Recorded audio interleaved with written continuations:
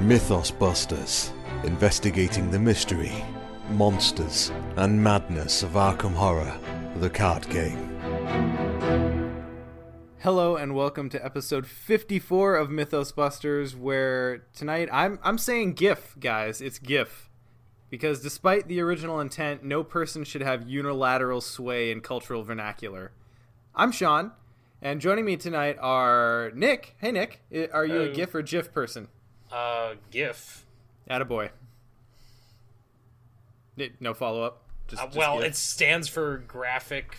I don't know. I know the first letter stands for graphic, and that starts with a G, so... And joining us as well is Scott. Hi, Scott. Hello. Are you GIF or GIF? I pronounce it correctly, and it's GIF, because I don't go to your birthday party and bring you a gift. Accurate. And also, the term had been established before it was ever under question, and that's just not how language works. So, guys, we've got a really fun episode for you tonight. You might notice, I'll backtrack for a quick second here, that Ian is missing. He's off wrangling some Shantax in his backyard. He'll be back with us shortly, I'm sure. So anyway, we've got some catch-up to do tonight. We got a little bit of patron business to attend to.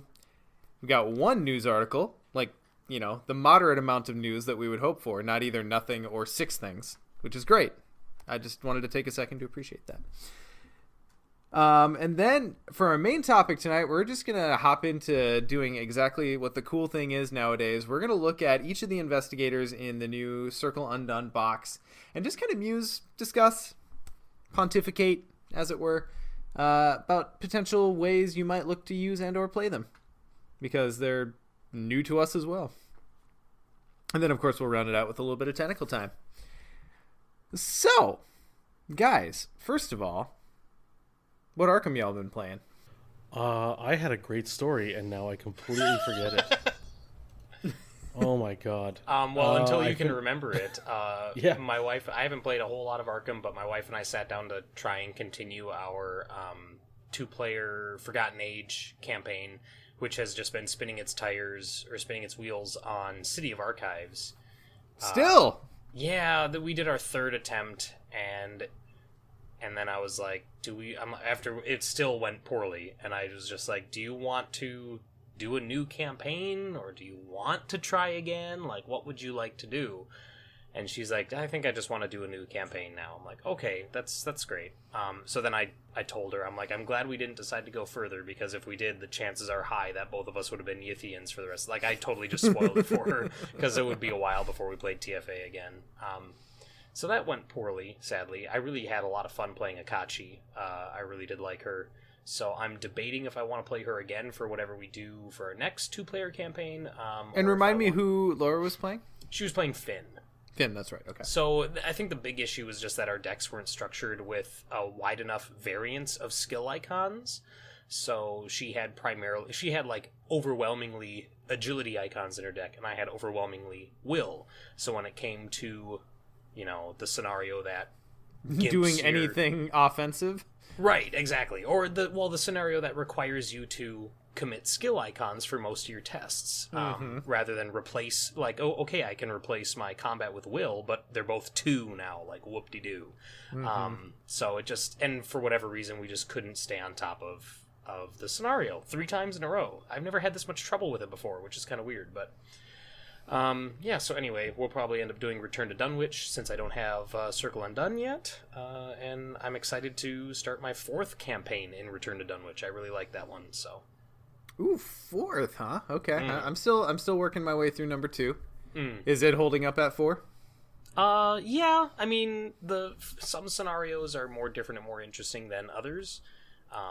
So I still kind of think that the first couple they're good remixes, but they're not anything amazing. Like Extracurricular Activities is not too different, but then you get to something like Essex, And I love remixed Essex. I really love Return to Essex County. I think that's a lot of fun. And yeah, I mean, overall, I really like the changes, and I don't think I'll go back to playing regular Dunwich. Agree. Scott, did you remember your story? Vaguely. Two of my gaming buddies are in the chat, and I was like, "What happened?" And then we got confused on which game was which. But I've been having fun playing Arkham? Circle Undone has been really great.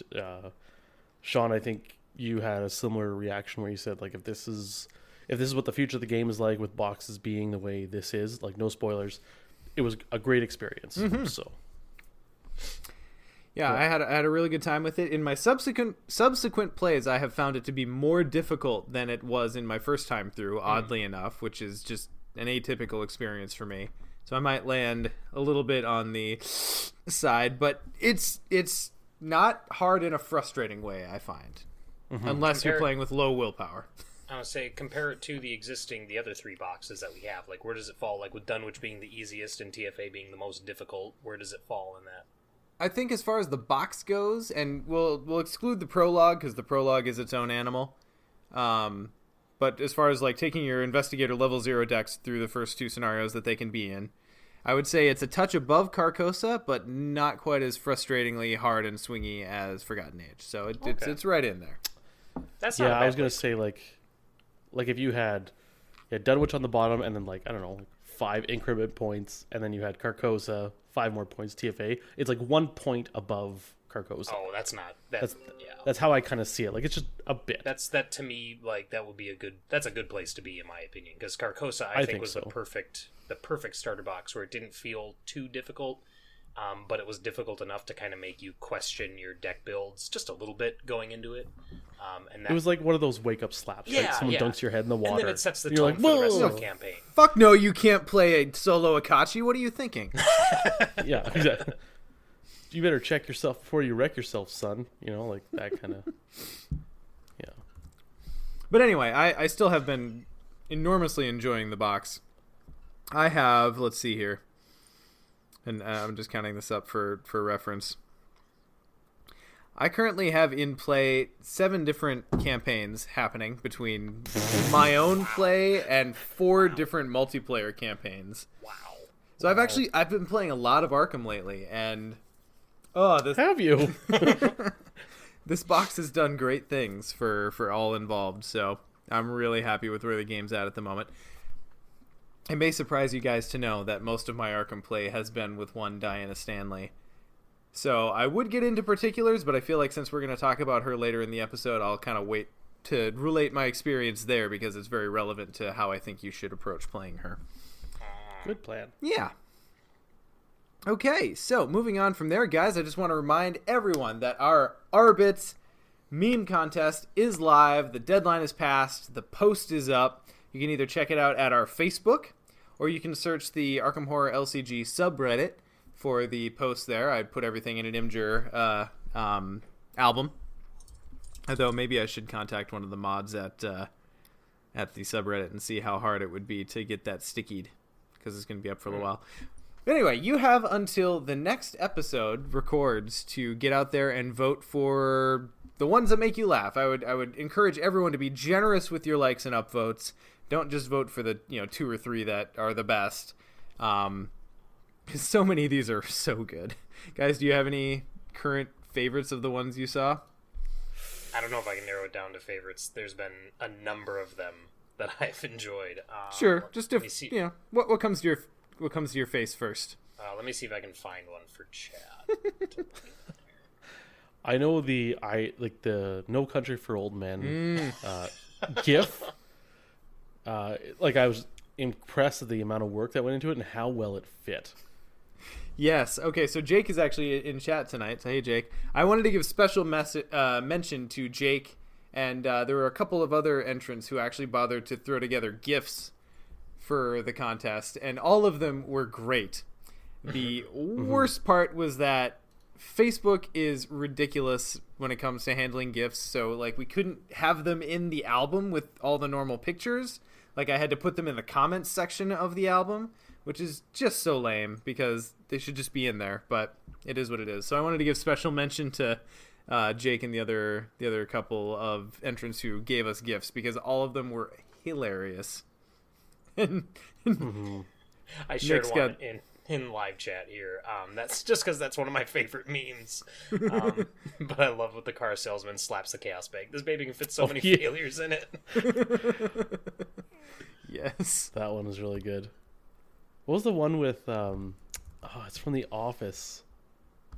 Oh no, it didn't make it into our contest. It was one of the late entries. Yeah. Yeah, where the guy, where it's Jim staring through the blinds, and it's just like Daisy. This scenario's or this campaign's going really well. Crumbling precipice, and it's just Jim staring through the thing. Also the let's see if I can bring this into chat, but it's the girlfriend, the guy walking with his girlfriend, and his girlfriend is the tentacle, and it's Father Mateo looking back at the elder sign-faced girl. Yes. Oh man. And the Neo, the GIF, or were all the GIFs from Jake? Not all of them, but that one is the Neo one. Yes. Yeah. Oh man, really that one. I favorited it. Like, I am going to use it in regular everyday life because it is just too good. It's basically, it's so for those perfect. listening, it's Neo when he's stopping all the bullets when he finally realizes he can affect the Matrix, but it's just tentacle tokens coming at him. It's so good. Oh man. So we need to make like an alt art Defiance. Yes. Because he just says no, right? 100%. And just stopping all the tentacles. Mm-hmm. Even though Defiance doesn't do that, but it stops other things, I guess. My favorite is the Scroll of Truth format one, where the guy goes, "Oh, yeah. Finally, after 15 years, I found the Scroll of Truth," and then the scroll reads, "Being 2 up on a skill test isn't as safe as you think, and you should be ready to deal with failure." And he goes, "Nyah," and rejects the Scroll of Truth. Oh God, so good. The Father Mateo squirrel gift. Yes. Just, like, that one made me almost fall out of my chair laughing. Mateo got put through the ringer in this contest. Did he ever? One of the ones that's performing the best, at least on Facebook, is the one where it's, again, unfaithful boyfriend. And here, let me find it, because the wording of it is just so perfect. I'm going to find it. There's only like 80 entries in this podcast, or in this contest for the podcast, so. And there's a lot of that unfaithful boyfriend Yes! Yeah. meme. Like, out of all of them, I think there's like 5 of those ones. A few Captain Picards. Oh my God, no! Okay, so I just went past the Dennis Nedry one of... He sealed a bad token! He sealed a bad token! See, nobody cares. That one's so good. It's Father Mateo as the boyfriend, and the girlfriend is the benefit and general well-being of your fellow investigators, and the other girl is sealing the elder sign. Yes, there it is. There was a lot of anti-sealing the +1 stuff. Yeah. And that's when I was going through. I was like, wow, people hate sealing That was +1s, don't they? That was low-hanging fruit for the scumbag motif. Yeah. Yes. Which I was like, I didn't think it was that big of a deal, but okay. Anyway, so get out there and vote for the ones that make you laugh. We're going to let it go until we record the next time, and then we're going to pick the grand prize winner, who will win the set of Arbit's premium chaos tokens, and then probably a couple of runner-ups who have some other prizes TBD, including a stray novella that we happen to have acquired. I hear those are a hot commodity nowadays. Yeah? I don't know, we got a stray one. Picked it up at the pound? Yeah. Like what? Scott, I knew you'd like the Trailer Park Boys one. It's just so good. Yeah. When you spend resources for agility to boost and evade an enemy, I'm going to pay you $100 to fuck off. And I read it in Ricky's voice for sure.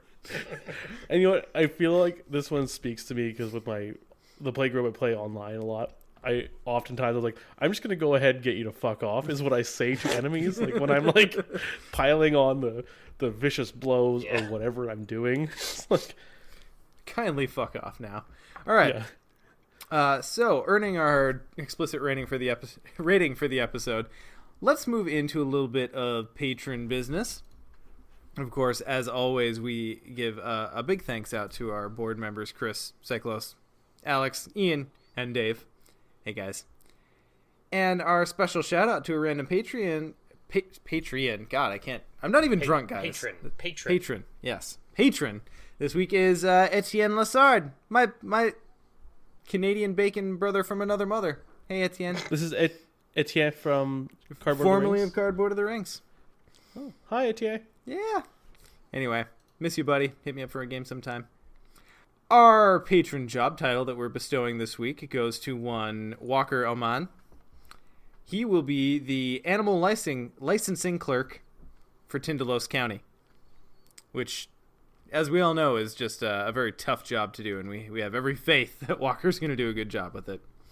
And when it says animal, like that's including night gaunts and hounds, creatures? particularly, Hounds I would mostly, hope. yeah. Okay. Avoid those corners, Walker. All right. So then I think the only other business to kind of catch up on would be Gen Con. As promised, last episode we would land on a time for our special listener event. We have requested, though have not been approved, so I guess it's possible that it might not pan out, but we have requested Saturday at 1 p.m. for Gen Con. Pencil it in, and we will confirm when we get approved. And, of course, share the event link and all the necessaries you'll need to try to register for it. To register for it, there is no try. Everyone will get in, right, guys? Right?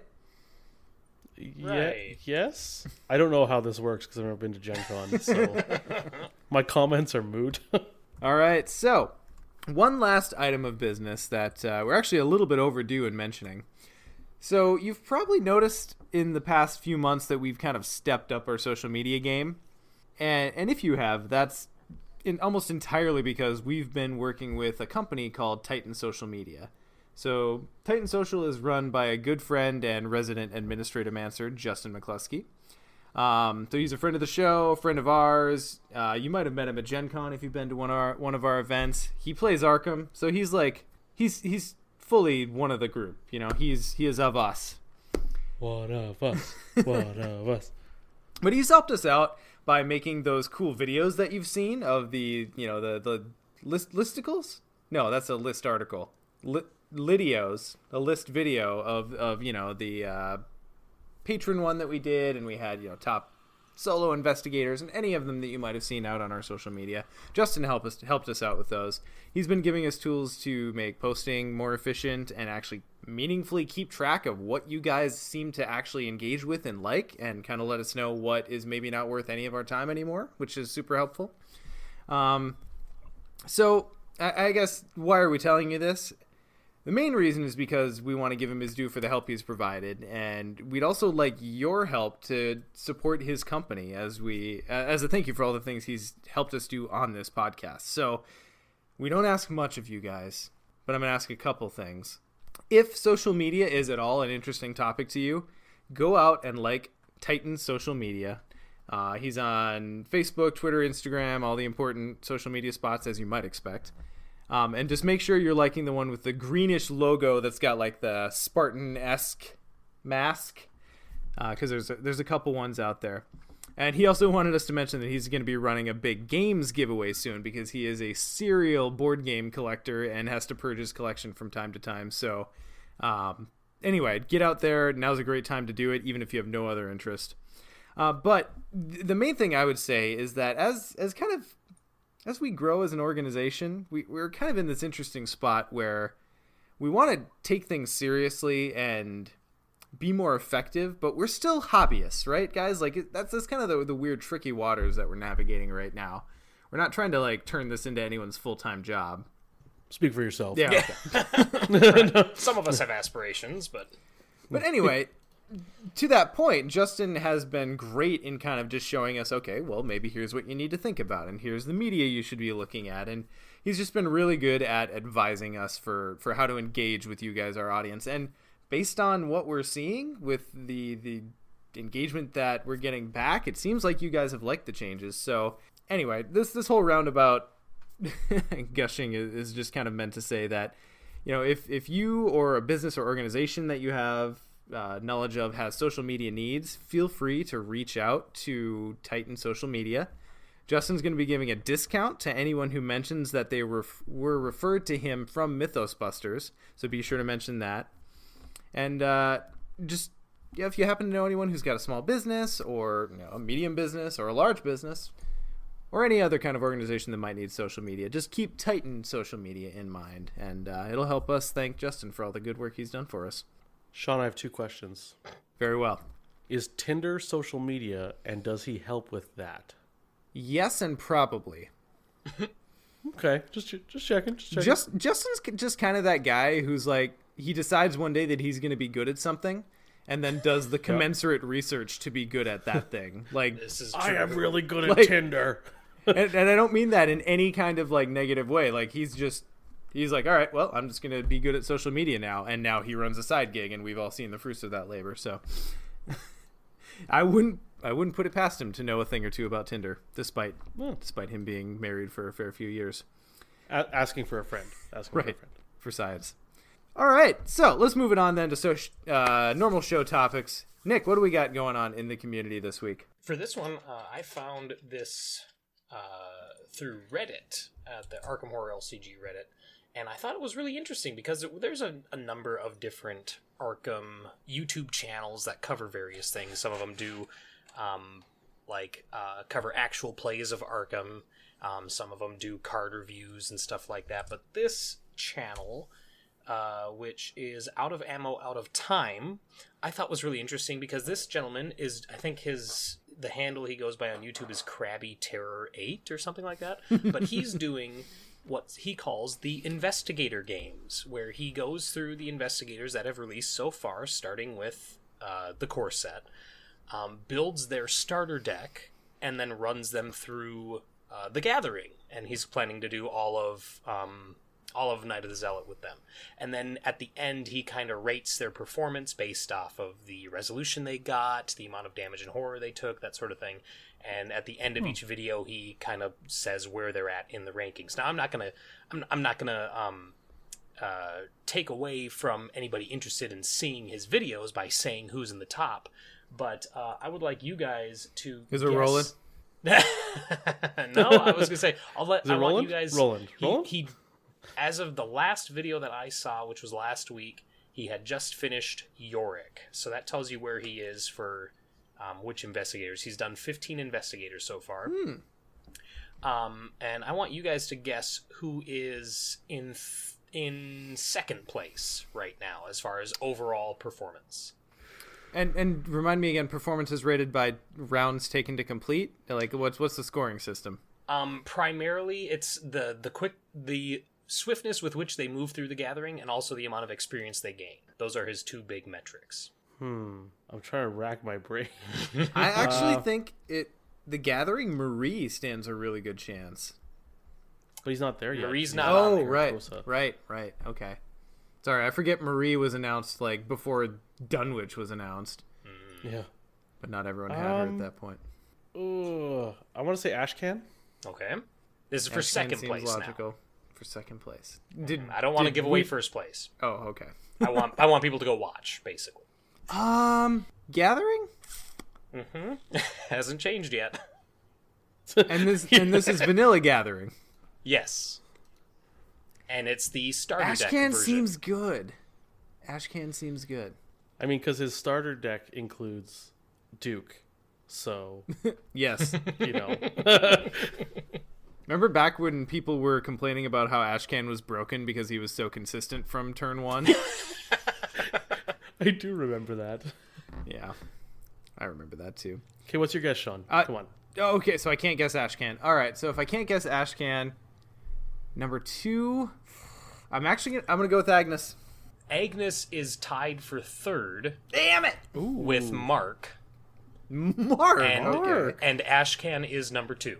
Nice. Got it. Guess who number 15 is? Guess who the lowest rank one is so far as of last week? I'm gonna guess it is. I would actually guess it's not Lola. Surprisingly, Jim Culver. Jim came in at 13. Lola is 15. Lola's the lowest. It is Lola. Oh, she got 4 experience and went down to mental trauma in turn 13. So okay, well that's a decent run. I mean, that's... No, it's not. Turn 13? Isn't that To die. She died in turn 13. Oh, wow. Funny enough, the player went down in turn 11 to mental trauma from playing Lola. Yeah, so she got 2 turns of automated Who came in progress. 14th between 14th? Jim and Oh, Lola? I just closed that image. Hang on just a second. 14th was Zoe. Zoe got 4 experience and went down to mental trauma in turn 9. Wow. Yeah. See, that surprises me because That Mark does surprise is me. tied for 3rd, but Zoe... But Mark has a built-in universal skill boost. Yep. That's you're what right. does it. And remember that he's going with the starter decks for these investigators. He's not building optimized decks. So Right, yeah, fair enough. So yeah, check out that channel. I linked it in our chat. It'll be in our show notes as well. He does full playthrough videos for each investigator, and then at the end he gives a summary of their performance and rates them accordingly. So super interesting. Excellent. So we have, as I mentioned, one bit of news this week. Ian's normally our news guy, and we didn't discuss beforehand who would be taking this over. Scott, I feel like you're probably the most informed of us, though. Ooh, you say that, but I'm also like, when FFG comes out with these articles, I immediately find like the first link to a card, and then I just click through the cards. That's all I do too. And then people are like, oh, that sounds like a cool scenario. I'm like, oh yeah, there's an article too about the mechanics. I'm always like, I'll read that I'll figure that out when it comes out. See, Yeah. And no judgment to anyone who's different about it, but I'm the exact same way. We're just like, not that I don't care, but I don't care to know now. Yeah. Just give me the player cards if that's the way we're gonna go. Yeah, exactly. So I guess since we're all of the same mind, Nick, why don't Yay. you read the bomb Guardian card in this pack, Agency Backup? I mean, it is bomb, but you pay for it.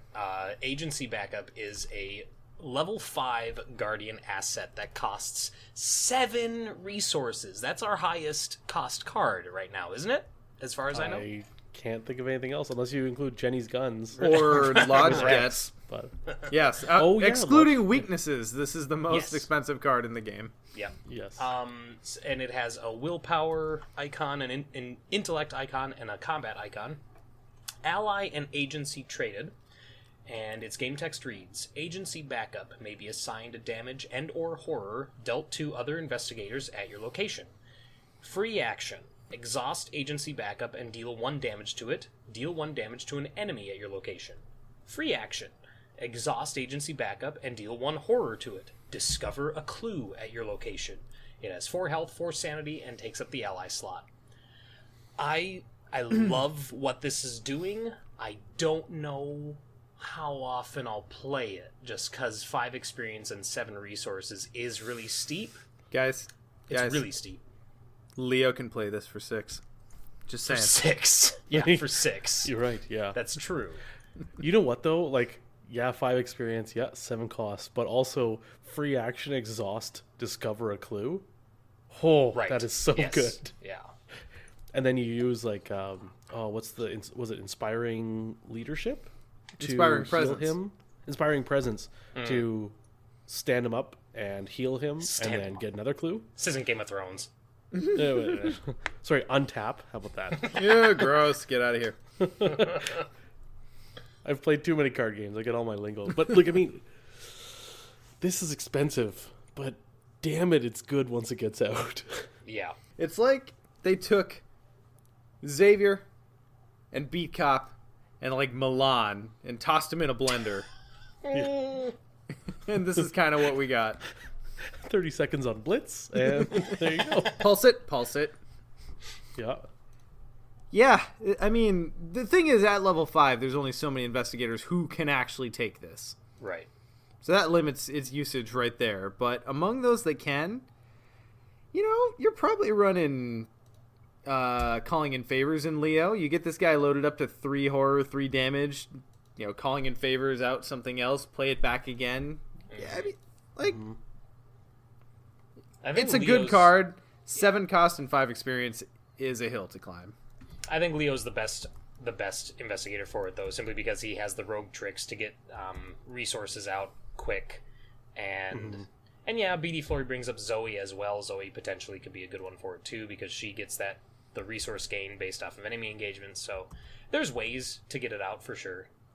But it just, and I think Casey kind of nailed it on the head in chat. For my initial take is because I tend to play Roland a lot, and when I look at this, I'm like, that's too expensive. Like, not gonna play it. So we'll see. Yeah. What I like is cards like this kind of tempt us away from our current paradigm right now, where I think a lot of killer guardians in particular are like, hey, most of my resources are going into my heavy weapons because that's where they go. But the more options we get like this, we're like, hey, you could offload that and maybe take a combat knife.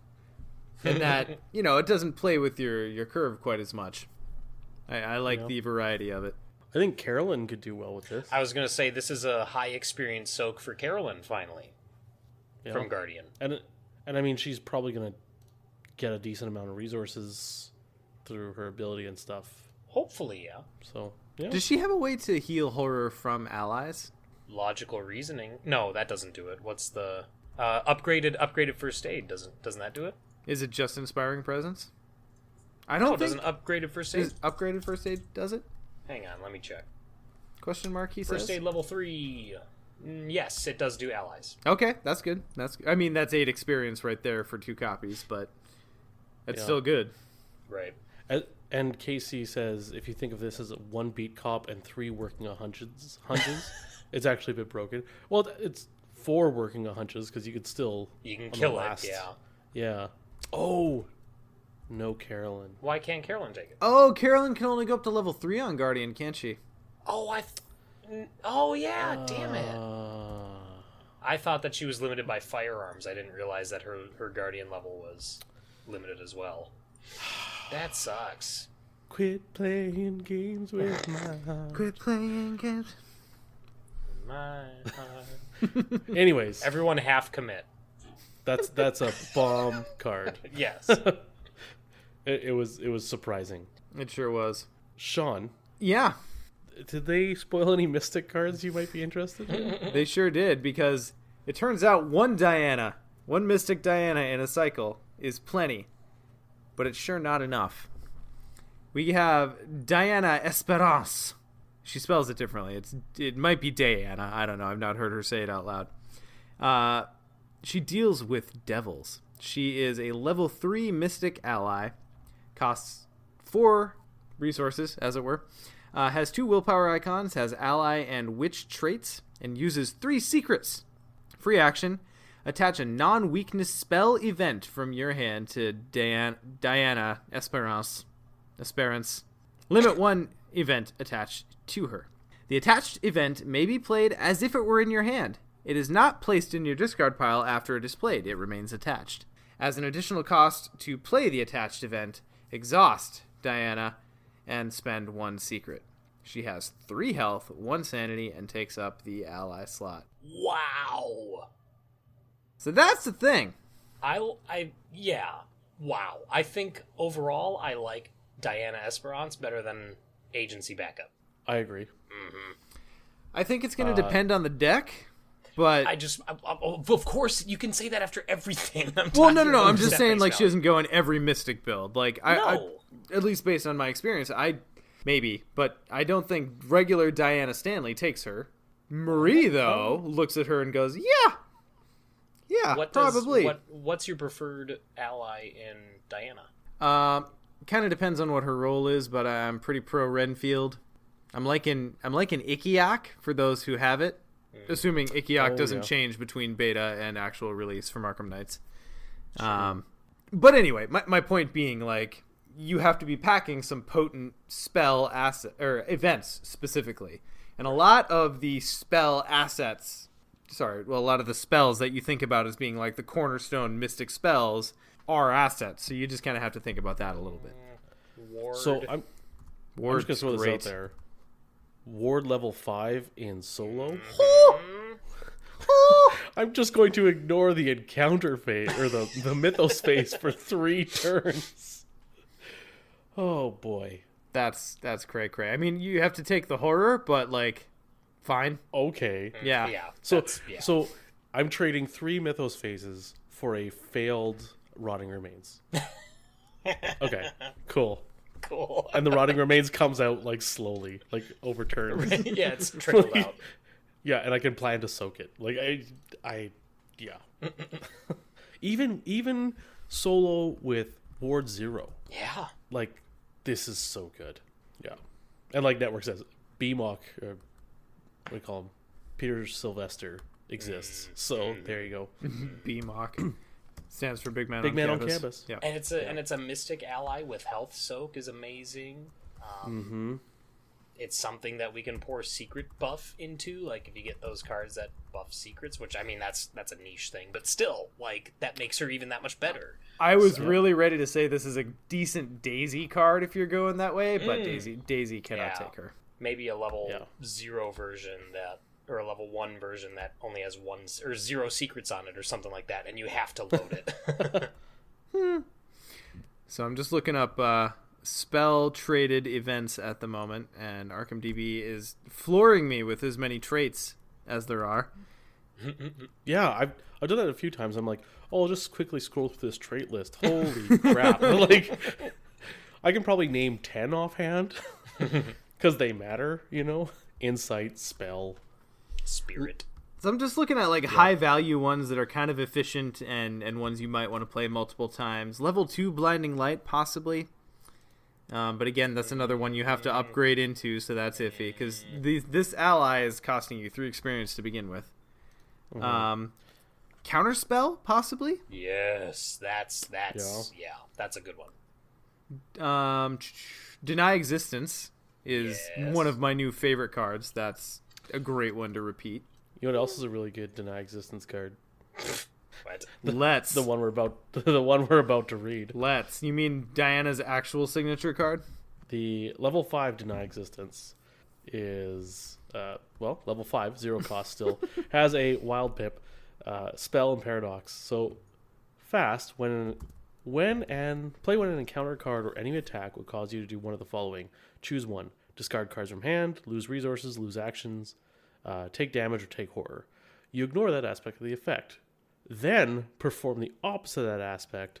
Draw cards, gain resources, gain additional actions, heal damage, or heal horror, respectively. That's bonkers. That's super bonkers. It's so bonkers. Like heal 100 horror.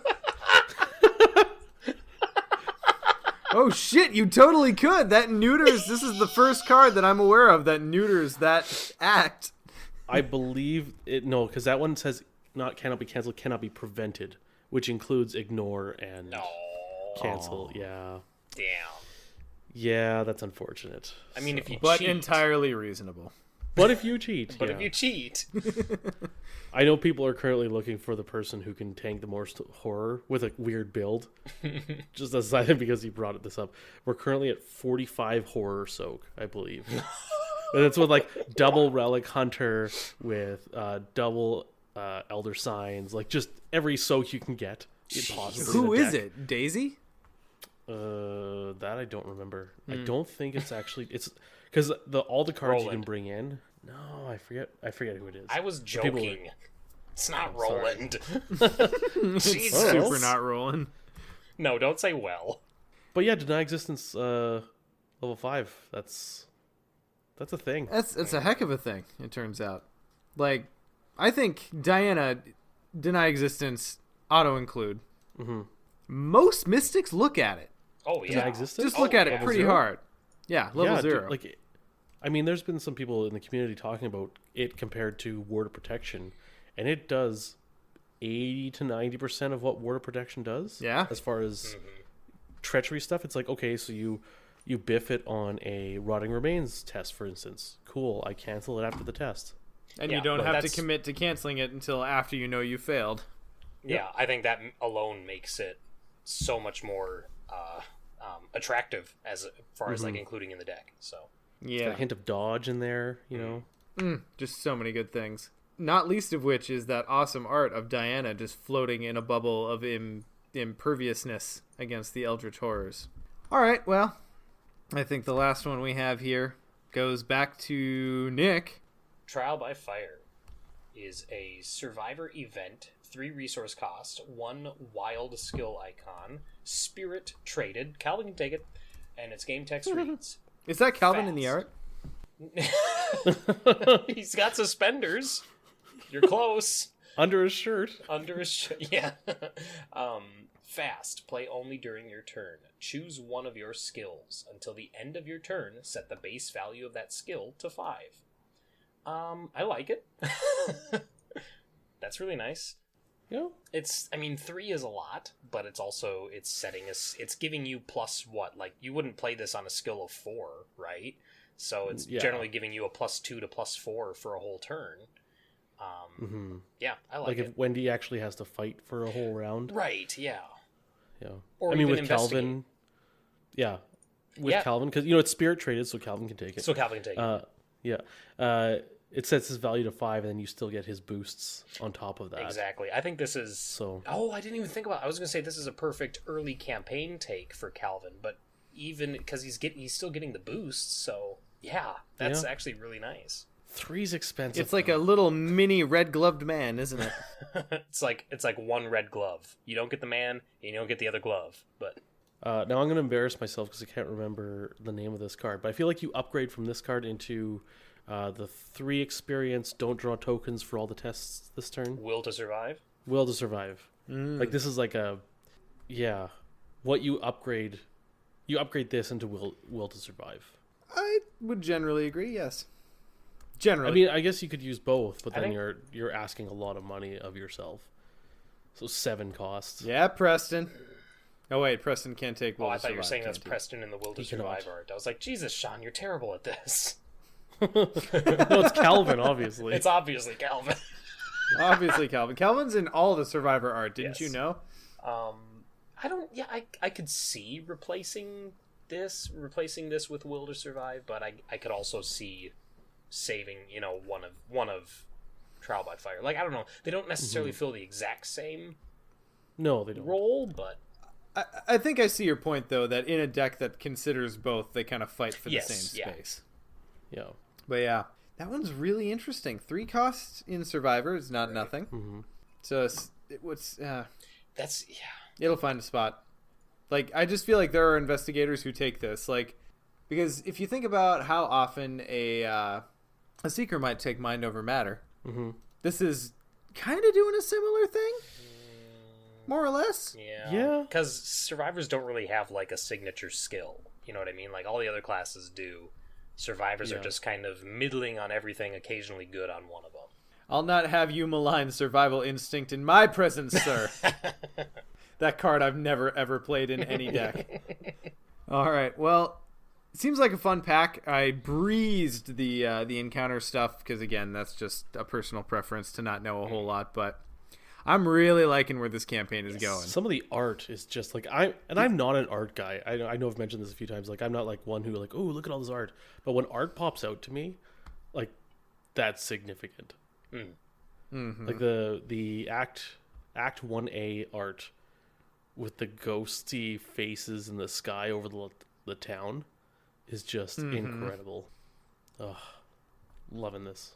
And I think it's Azathoth art above that in the little spread. Yeah, anyway, super interested to see where this all goes.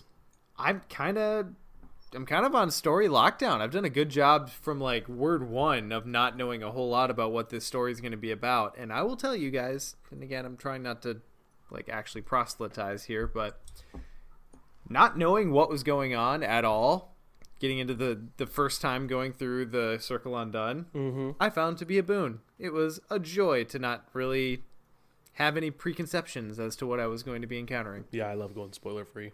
Oh. It's the way to be. All right, sorry, that was proselytizing. So, moving it on from there, Scott, we've had a couple of fun rules questions that have come out of this box dropping. Why don't you walk us through some? So you know that really good card Track Shoes? It got better. May I? So the way it is written is the reaction is after you move up before enemies at your new location engage you, exhaust Track Shoes, you do your test or whatever. If you're successful, you can move. There doesn't have to be enemies there. So it's just after you move, but before any hypothetical enemies at your new location would engage you. So basically, Track Shoes turns into a move, and then beat a 3 agility test for a shortcut every time. Which seems pretty solid. Yeah. So you have to exhaust it, and it does take up your footwear slot. it does take up your footwear slot. Yeah. So you can't wear your pumps or Your moon boots. Sneakers. Yeah. Elevator shoes. Anyways. Yeah. With fish in them. Galoshes. Mm-hmm. So that one came from Matt as well. Someone emailed the question in, so not just talking about my ass, which I usually do, but So I think that's awesome. Just brings the value of track shoes way up. Well, and it makes sense. Like if the whole idea is that you're just blazing through this stretch of distance, it should get more easy to keep going if there's no enemies there, right? Like it shouldn't be contingent on enemies. It makes sense from a thematic standpoint, but not necessarily intuitive when you look at it. Yep. And it's still test based, right? And who knows how well your agility is, how good your agility is. I mean, if it's on Rita, you got a pretty good chance. If you're playing on hard or expert, there's certain tokens in the bag. You know what? Maybe you're okay not the testing. tentacle still exists at all difficulties. I mean, if you draw the tentacle, you don't move, but like the elder thing or the tablet or those ones where it's like, I go to pass this, -4, and if you fail, take a damage. And you're like, well, I just did that to myself. Yeah. Sure. So... Yeah. Just the virtue of exposing yourself to the chaos bag, it carries some inherent balance. Yeah. So yeah, that's awesome. I think it's great on standard. Casey's mentioning it in the chat. Pretty inconsistent on hard or higher, but is what it is. The other one, Sean, you'll be interested in this. I do. So I'm ready. Diana Standbot, Terrible Secret. If there's no cards, blah blah blah. You take her signature weakness. You take a horror for each. Cannot be canceled. That does not. So the way, basically, so let's say you have 6 cards underneath Diana, and now you have a choice. That would be tough. You have 5. Oh yeah, sorry, 5. I'm thinking 6 willpower, but so 5 cards underneath her. You either have to discard them or take a horror. You choose to take horror, and then you play that bombastic card, Deny Existence. You are not canceling it. You are ignoring it. Now, what on Terrible Secret, the way it's written is cannot be canceled, is this effect cannot be canceled. But so if this is kind of future proofing. So if there's any card that ever says like you can cancel a revelation effect of a treachery, like a weakness treachery. So if it helps to analogize, think of Terrible Secret like the Kardashians. Oh God. They can't be canceled. You can't get rid of them, but they can be ignored. Yeah. So you're not canceling anything. You're ignoring the horror that's being dealt to you by Terrible Secret. Does that make sense? Or Kardashians. Right. Because you're still choosing, do I discard the card or take a horror? I'm taking the horror. Now I am ignoring that horror. So Deny Existence and Diana just got better. Yay. Good, because they needed it. Yeah. Yeah. She was really hurting before. Right. So... I mean... Nope, don't defend it. Moving on. Okay. Anyways, so if you're still looking for a reason to include Deny Existence in Diana, and I'm not sure why you'd be looking for the reason because it's already there, it just got better in her deck. It should come stapled to her investigator card. Yeah. And I mean, having Deny Existence, like, if you're playing Diana, you might as well just keep one in your hand so that when you do get to 5 cards and 6 willpower, when Terrible Secret comes up, you're like, yeah, cool. I'm still at 6 willpower, and you just keep chugging along. So, or hell, even if you've already played one and put it underneath Diana, as long as you're able to get her Ritual Blade out, like at any time, just bang, ignore. Yeah. So, and I'm glad for it. I don't think it makes Diana ridiculous. No. It just makes it so that she actually has some interplay with her weakness, because but now she's like one of the very few investigators that can straight up not worry about their weakness, right? Well, that's fine. She starts at 1 willpower. Nick, what do you want? I'm just saying, like, to me that seems like way better than the majority of the investigators. I would agree. In fact, I think out of this box, the only investigator who got a better end of the stick, of that particular stick, would be one Joe Diamond. But we'll get there in just a moment. Scott, any other rules? No, nothing huge or interesting or game breaking or anything. But those are the two big ones I want to bring up because I think they directly help players. It's not clarifications. It's like, hey, these cards got better. So Yeah, it's like, hey, play these cards right, and you'll actually get to see how they play. Mm-hmm. All right, lovely. Well, guys, let's dive straight in then to our actual discussion topic. Holy shit, only an hour in. We can do the fabled 90-minute episode. We can, but we won't. Good luck. So let's talk in turn about each of the new investigators that came out, kind of how we feel about where they're at in the current card pool, ways you can build them, ways you can play them, that sort of thing. So leading off, and I think, Nick, you've got these posted in card number order. Yep. The only way to organize cards. Oh, nothing from Scott there. Okay. He agrees. I was chewing. Yeah, chew on that, Scott. Let's start it out with Carolyn, who is an odd duck in that we've first had a fair amount of time to digest her general deck building rules, but also is kind of an outlier within her faction. So, Nick, how do you feel about Carolyn as she sits currently? So I'm going to preface all of my opinions on these investigators to our listening audience by once again stating that I do not have the Circle Undone yet, so I have not actually played with any of these investigators other than Marie. I played one game with Marie. So with Carolyn, I kind of see her as an alternative to how Guardian normally operates, and I think that's really interesting. I've been really excited to try Carolyn out since we first saw what she was like with the novella. I feel like she's going to have a very hard time in solo. Now, of course, you guys can tell me if I'm right or wrong, obviously, when I get to the end of this, but I feel like she's going to have a particularly difficult time in solo. And I think that when you're building for her, you generally lean Seeker, and then you kind of supplement with tools to kind of take care of enemies and heal horror. But I think primarily you're going for a Seeker-ish build. Well, I guess for solo play. When you get into multiplayer, you can kind of specialize her more and focus more on the... Well, even then, you'd probably still go pretty yellow-heavy, I would bet. I think so. I mean, Yeah.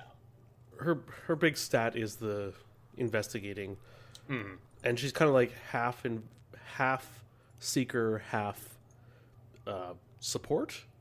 You know what I mean? Like, Right. I think you still lean pretty hard into the clue getting in multiplayer. Mm. But I mean, like... Certainly what her stats would lean you toward. Right, yeah. And she can take, what, the Seeker and Mystic up to 15 of each? Or, yeah, up to 15 Up to total. 15 between the two, but anything that heals horror from those Right, classes doesn't count against that total. So I don't know that I've ever actually hit her 15. Really? Oddly enough, the first deck I built for Carolyn, which was a multiplayer support deck, right when the novella came out, so I guess the card pool is a little outdated. But the first deck I ever built for Carolyn contained no Guardian cards. Wow. Wait, and you didn't hit the 15? No, I think it was like 13, 12, 13. But And you didn't have... What were you putting in your deck? there were a fair few neutrals and out-of-class cards. I think one of the big...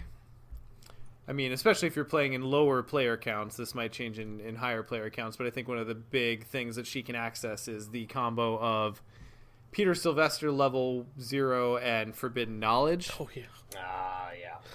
so much money. Just a moneymaker. Just such a moneymaker. And she can get up to level 2, Peter Sylvester. So if you want to lean at all into her Mystic access to get any sort of enemy management, you can get pretty high willpower pretty easily based on the card access she has. Sure. So, And now remind me, what's the upgraded Seeker card? One of the ones you have to discover or translate where you can heal horror. I know that everyone's drawing a blank because no one would ever play it. Ancient Stones is what chat says. Ancient Stones, okay. So the cool thing with Ancient Stones and Shrewd Analysis is you put Voice of the Elders. You put Shrewd Analysis in the Carolyn deck at the beginning, and then when you go to upgrade your Ancient Stones, there's only one possible Ancient Stones you can get, so you upgrade them both for the one cost. Because all eligible cards are that Healing Horror Ancient Stones. Yep. That's funny. So, yeah. So how do you guys feel about Alice Luxley in Carolyn? I don't know. She hasn't released yet. Oh, she hasn't. Never mind then. Oh, yeah, Wages of Sin. Or... She seems interesting. Just backing up really quickly here. She's the Guardian ally that when you discover a clue, you can exhaust her to deal damage to an enemy. And she also gives you a nat intellect boost. An intellect buff. Okay. Kind of depends. I guess I'm still kind of out on how much mileage you get out of the occasional 1 damage. But I feel like she's really one of those investigators, one of those allies in particular that you need to try before judging her worth. Sure. Yeah, I don't know. I think 1 damage would go far, especially in an investigator that has... Well, no, I keep forgetting she can take spells, so I guess Carolyn has access to damage. But this is damage that it's a free action. Like, you're going to be doing what you're probably going to do anyway with Carolyn, which is grabbing clues, and then you can turn that into a ping, which can drop a cultist, or can, like that... Whippoorwill. Yeah, Whippoorwill, yeah. I guess my only issue with it is you're doing a damage to one enemy that's probably not engaged with you, and since you'll probably be playing somewhat of a support / seeker role, the enemy would probably be engaged with someone who is probably more fighty. Which is fine, because this hits enemies at your location, so... Right, which is fine, but I think, like, in true solo, I think Alice is bad. Oh, yeah, sure. Okay. I was thinking, I think in my notes I specifically said in a team game. I probably didn't say that speaking here. But yeah, Alice Luxie in a team game, but Milan is probably still a better pick. I think so. I mean... Oh, yeah. I think you can get away without Milan, though. Oh, totally. We had a big, long discussion about that last time. Yeah. Milan can get along anywhere, it turns out. Milan's his own anywhere he investigator. can be included. I just don't think you need the money from Milan with Carolyn. You definitely have other ways of getting That's it, true. which I appreciate. Yeah. Like, to that conversation, I think you can take Milan out and choose a different ally and be A-okay. Who else would you pick? Well, I mean, Pete Sylvester is... That's right. I'm sorry. That's right. Is it too obvious to say him? I mean, like, him with forbidden knowledge is just so much money. It's 2 extra resources a turn. Yeah, that's nuts. That's nuts. And I don't want to say that beats Milan, but that's 2 testless. In this particular build, I think it does. Yeah. 2 testless money, or what do you call it? Resources per turn. So that said, build we're talking about, what do you think are the different ways that Carolyn can flex? So of all the different roles and capacities that an investigator might fill, Carolyn, I guess I'll answer first, it would be, I think you lean clue gathering, as has been said, and generally you can supplement with support, healing, actually damage healing, horror healing, boosting effects, that sort of thing. And I feel like you just kind of potentially increase that depending on your player counts. Like you could probably rock a pretty full support Carolyn who gets the occasional clue in 4-player. But in 2-player, you're going to need her to actually pull some offensive weight more so. She will be the seeker in a 2-player game, essentially, yeah. I think. Sure. Well, unless you pair her with, like, Daisy, which would be a weird pair, but... That would be... That Delma and Louise, Agnes and Carolyn forever.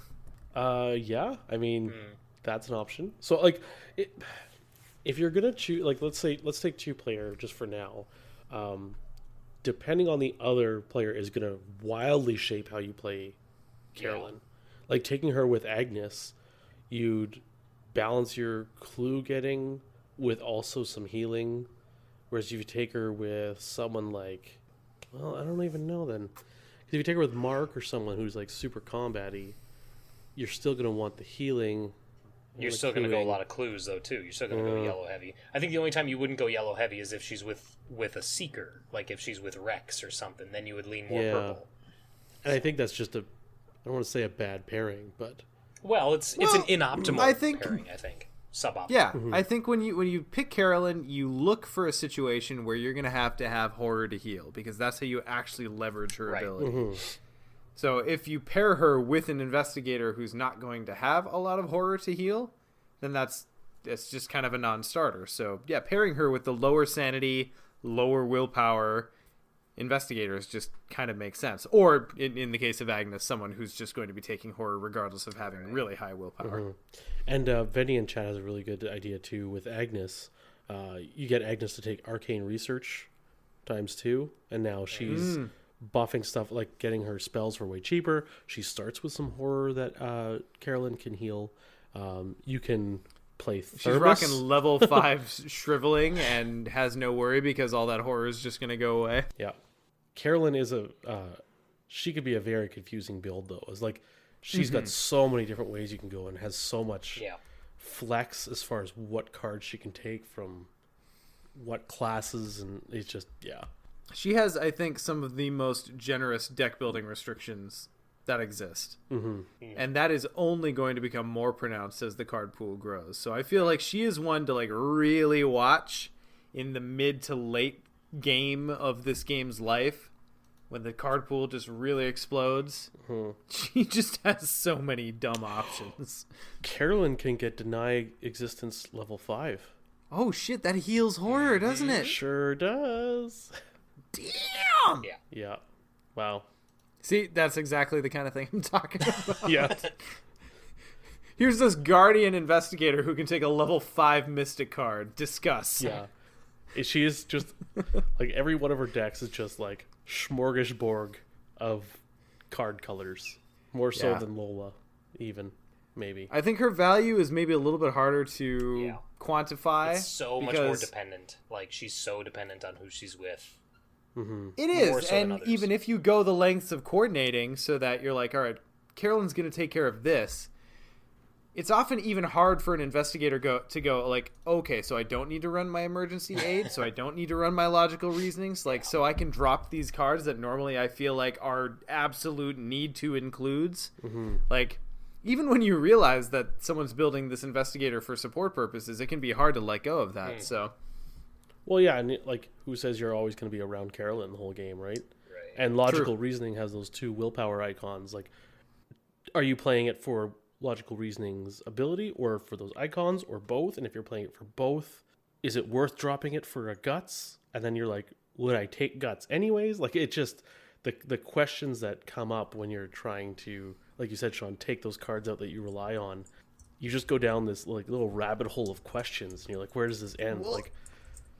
And it's really interesting deck building space because you're taking pressure off an area for other investigators that normally, like, in any other situation, pressure never gets relieved there. Like, everyone needs to have the ability to heal horror or hit a willpower test or whatever it happens to be. But as soon as you have someone who's like, that's my job, you can forget about that now or minimize your commitment to it now. Like, I think it's largely an unexplored area of deck space because it's harder to coordinate, it turns out. Anyway, so I guess the last thing I would ask is any, like, what are your, like, top 5 key cards that you look at with Carolyn, kind of taking out player count context? What are the cards you look at for Carolyn? I think the top 2 are Pete and Forbidden Knowledge. Like, I honestly do. Yeah. I think maybe even doing what was Arcane Research, maybe not. Would you do that in Carolyn? No, I think you whoever else is playing the Mystic. Sure. Yeah, because she can only go up to level 1 Mystic cards. But that reduces. Oh, I suppose there aren't very many spell picks at level 1 that are that hot to grab. Yeah, and I mean you could use it to get to deny existence 5. Mind wipe. Yeah. Yes. Woo. First aid. Yeah, first aid up there. What card was I thinking? Liquid Courage. There it is. Yep, that's the one. Yeah. Yeah, I like Liquid Courage a lot. That one, I think, that one doesn't stick out to a lot of people until you start reading through all the available options, and then you're like, oh shit, she can take, oh yeah, she takes Liquid Courage. Yeah. Oh yeah, she's a drinker. Yeah. And she makes you drink. Yep. Drank. Dan mentions in chat, and I totally agree, Clarity of Mind is actually usable. Maybe a 1-up, yeah. But even level 0 Clarity of Mind? Sure. Spend an action heal a horror? Why Damn! not? Yeah, why not? You make your money back. Exactly. Cheat death. That's true. I suppose she can take cheat death, can't she? Because that technically heals horror after you're defeated. Oh, funny how that works. Anyway. Okay, so moving on from Carolyn. Let's go to the super broke investigator. Yeah. Sorry, broken. Let's. Broken. Because the rule remains that Arkham Horror LCG is a seeker's game, and the rest of us just get to play it. Mm-hmm. Joe Diamond. I'd say he's a diamond in the rough, but he's not in the rough. It's not rough. Yeah, he's a diamond among other gemstones. Yeah, he's a diamond in a jewelry cabinet. Like this is where I keep my awesome diamond. The notes I made for Joe Diamond in preparation for this episode was literally the first thing was he strikes me as a new almost broken seeker, and then going on from there, I say that the solo Accurate assessment. the solo hunch deck feels like it would be drastically different than a team hunch deck. In solo play, I would guess that you're probably looking at things like delay the inevitable, working a hunch, maybe I've got a plan, and then in team play, you're definitely putting in scene of the crime. And then I kind of found this weird janky potential. I don't know how viable it would be, probably not, but like shortcut seeking answers and vantage point all in, like in a Joe Diamond build. Like would you be able to do that to like move to locations and shift those clues around and that sort of thing and make the maximum use out of vantage point and seeking answers? But I don't think those are probably worth it. Yeah. But I do definitely think that, and I don't know, I haven't played with them, but I would imagine that your hunch deck is looking pretty different between solo play and team play. Yeah. As far as I'm concerned, Joe Diamond's ability is that he has 4 fight and 4 intellect from word go. Mm-hmm. And his hunch deck is just a cool little side benefit.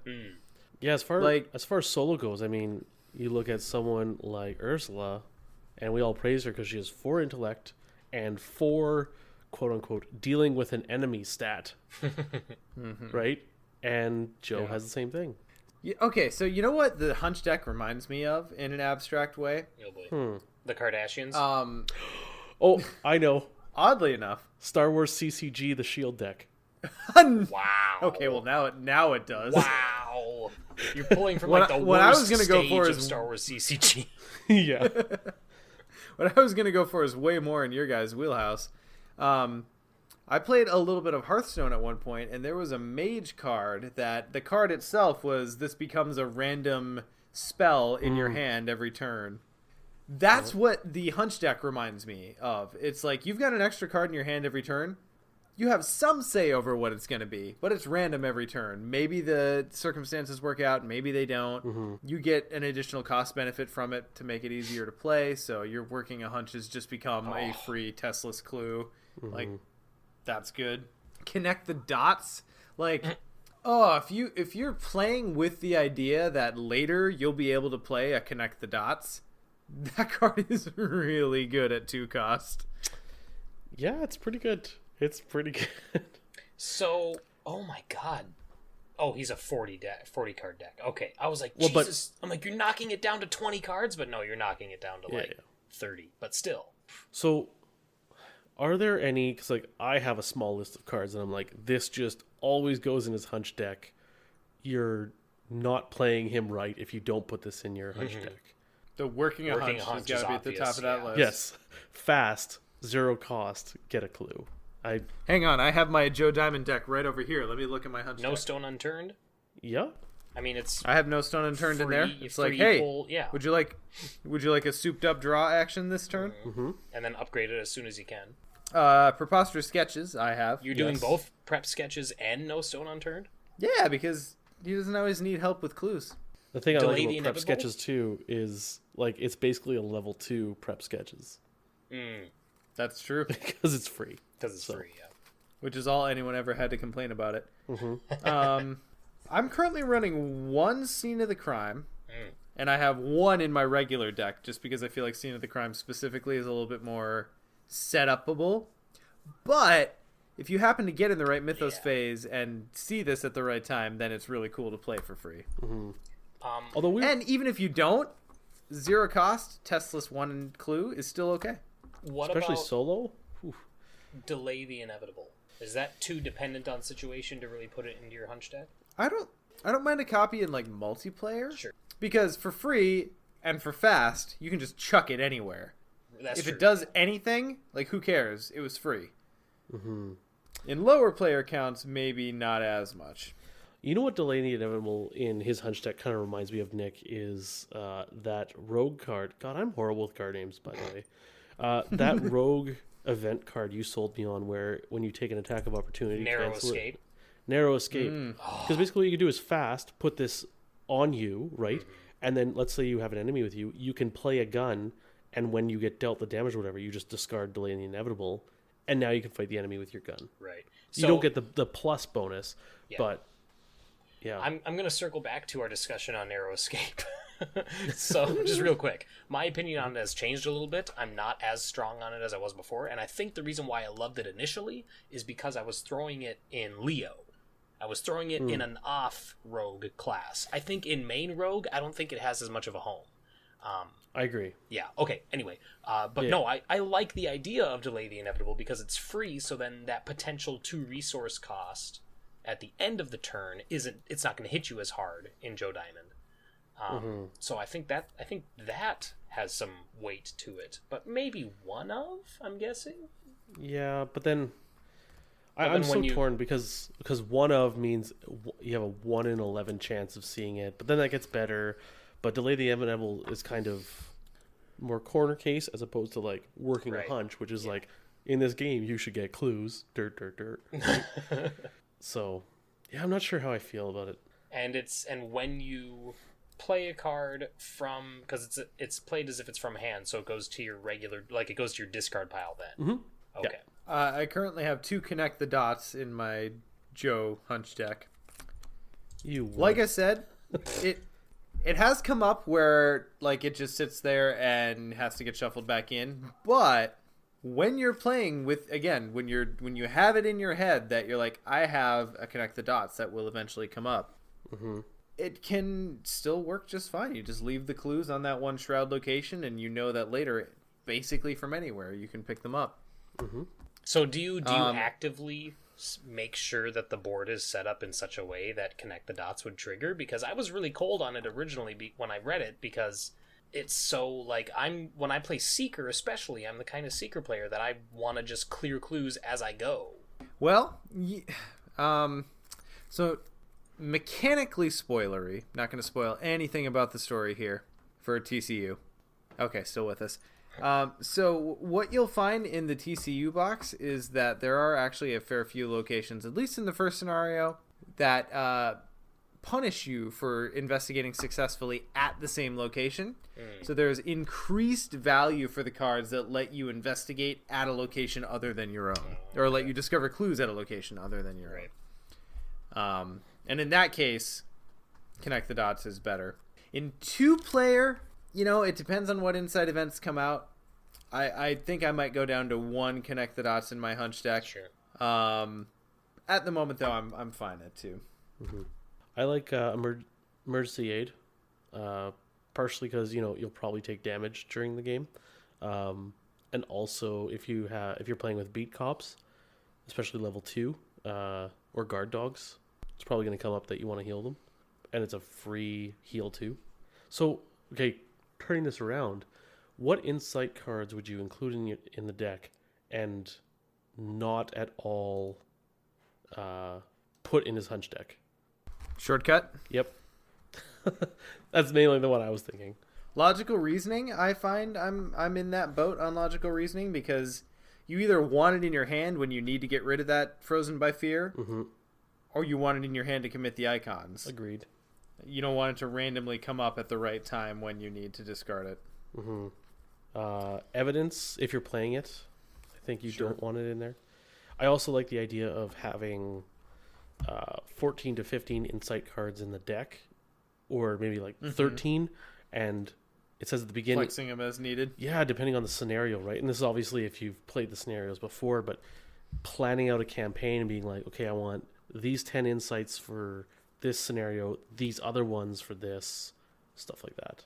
So, well, it turns out if you're playing Seeker, you're going to have a fair few options, so that's not that hard.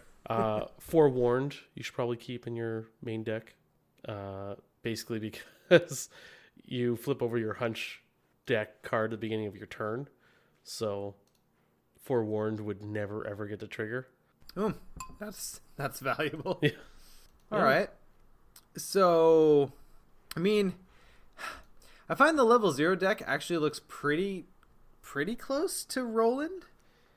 Yeah. Outside of the Hunch deck, of course, because the Hunch deck is its own thing. You're including way more insight, treachery, or events. Yep. But outside of that, do you guys find that Roland and Joe kind of look a little bit similar at lower levels? Yeah, because they're all playing with the same card pool, right? Like level 0. And very similar stats. Yeah. And similar, yeah, it's good. Okay. I just wanted to make sure. Yeah. I really want to play a two-handed campaign. Or maybe I should just find a friend. Roland and Joe together. I'll be that friend. That sounds fun. Yeah. It's like, oh. Let's see what happens. Let's see how far we can wreck the game just by being good at everything. Yeah. Both investigators can do the two most important things in the game, kill and clue. So,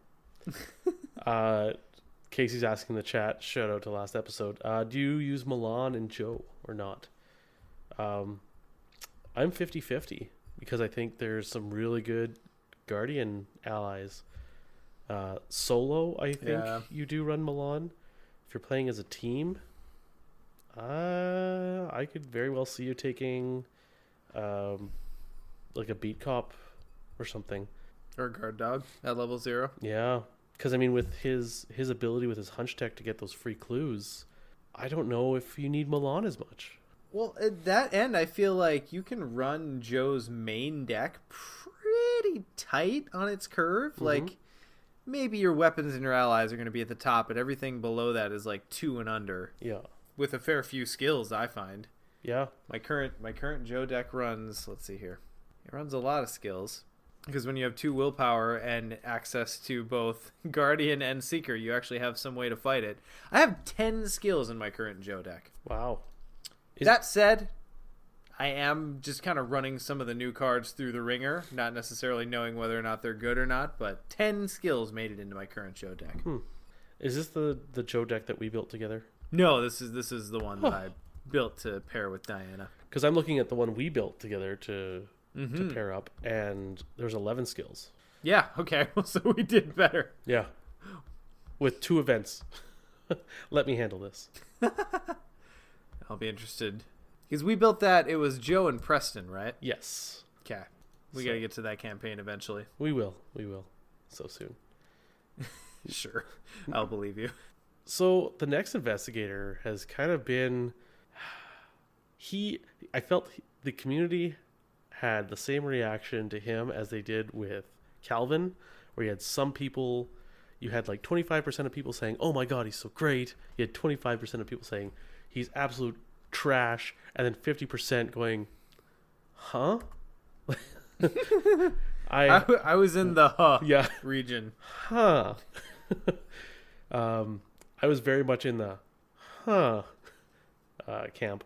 I think he's good. I don't think he's like tier 1 top notch, but I think he's pretty decent. So I mentioned on the last episode, Justin, our administrative answer, as mentioned earlier, and I played through TCU in one shot. He played Preston, and he did just far more work than I expected. Mm-hmm. I went into that box going like, I don't understand how this investigator works as an investigator. Mm-hmm.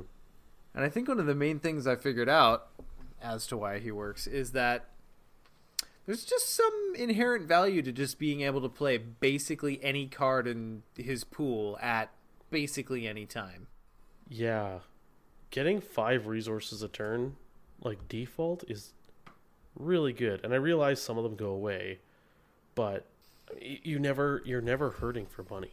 You can just plan your curves so differently. Like, when you're playing a normal investigator that doesn't have a resource engine, you have to be so careful and be like, all right, I need like under 8 cards costing 3 to 4, 3 or up, let's say. Mm-hmm. And then everything else has to be below that, or I'm just going to be poor all the time. Mm-hmm. And Preston just doesn't have to give a shit about that at all. When I built my first Preston deck, I think there's 3 main builds, and we'll talk about that in a minute. But it was the first time where I went to go like, okay, I better look at my curve. And I was like, you know what? I don't really care. Like, because I'm one of those guys, like, I build my deck and okay, look at my curve and okay, where do I need to shape this so my resources work? And with Press, I'm like, wow, that looks lumpy. Oh well, fuck look, it. Yeah, keep both cutting distractions in. Yeah, because reasons. Like I just, in Casey, good point. Like once you drop Leo DeLuca, you essentially have a free, really good emergency quiche every turn, if you want. Yeah. You know, like it's. If you're not using it otherwise.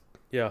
Fast. And if you are, you've already paid for some cool card, so then you can just spend your remaining actions to move around or draw cards. Mm-hmm.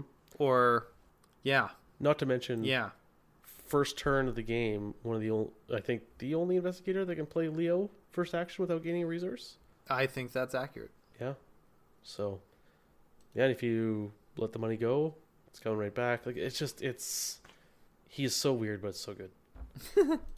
So, I think there's a couple different ways you can build him. We've talked about that idea that technically you could keep no resources in his actual resource pool and still be able to play things out of the... Is it the Fairmount Trust Fund? What is that called? Family... No. Oh, what's it called? Family Inheritance. The money bag. Family Inheritance. Yes. Thusly, being able to access, because of his Survivor access, Dark Horse... Mm-hmm. Where you could have a build essentially where you're dark horsing, but you can still pay for things all the time, which is just unheard of. Yeah, and like I mean, a lot of people discuss. Like Dark Horse has been one of those cards too. People discuss a lot ever since it came out, and decks are named after it, so you know it's a card that's important at least. And the idea of people playing Lucky in Dark Horse, or Look What I Found, and those cards always come up, and people argue about them, and you know I have my views on them, other people have other views about whether you run them in the deck or not, because you want to be broke, but sometimes you also want to have money to play these cards, you know what I mean? Like it's just with Preston you can run them and not worry about it because you can still play them when you have 0 resources. Like it just unlocks Dark Horse. It's like Dark Horse without its actual restriction. It's I mean, and the thing is, the family inheritance clears at the end of your turn, so you're still kind of blanked for the Mythos phase. So there's still some restriction and nuance to be had there. But I suppose the other way to go is to just figure out your stat boosts, because every turn you can pay 4 resources into any of those cards that say pay 1 to gain X. Mm-hmm. So I feel like you should just embrace the gravy train in a lot of points. Yeah, so I think there's 3 ways to build Preston. One is Dark Horse and do the, a lower curve but lots of stat boosting, Dark Horsey things, Fire Axe and whatnot.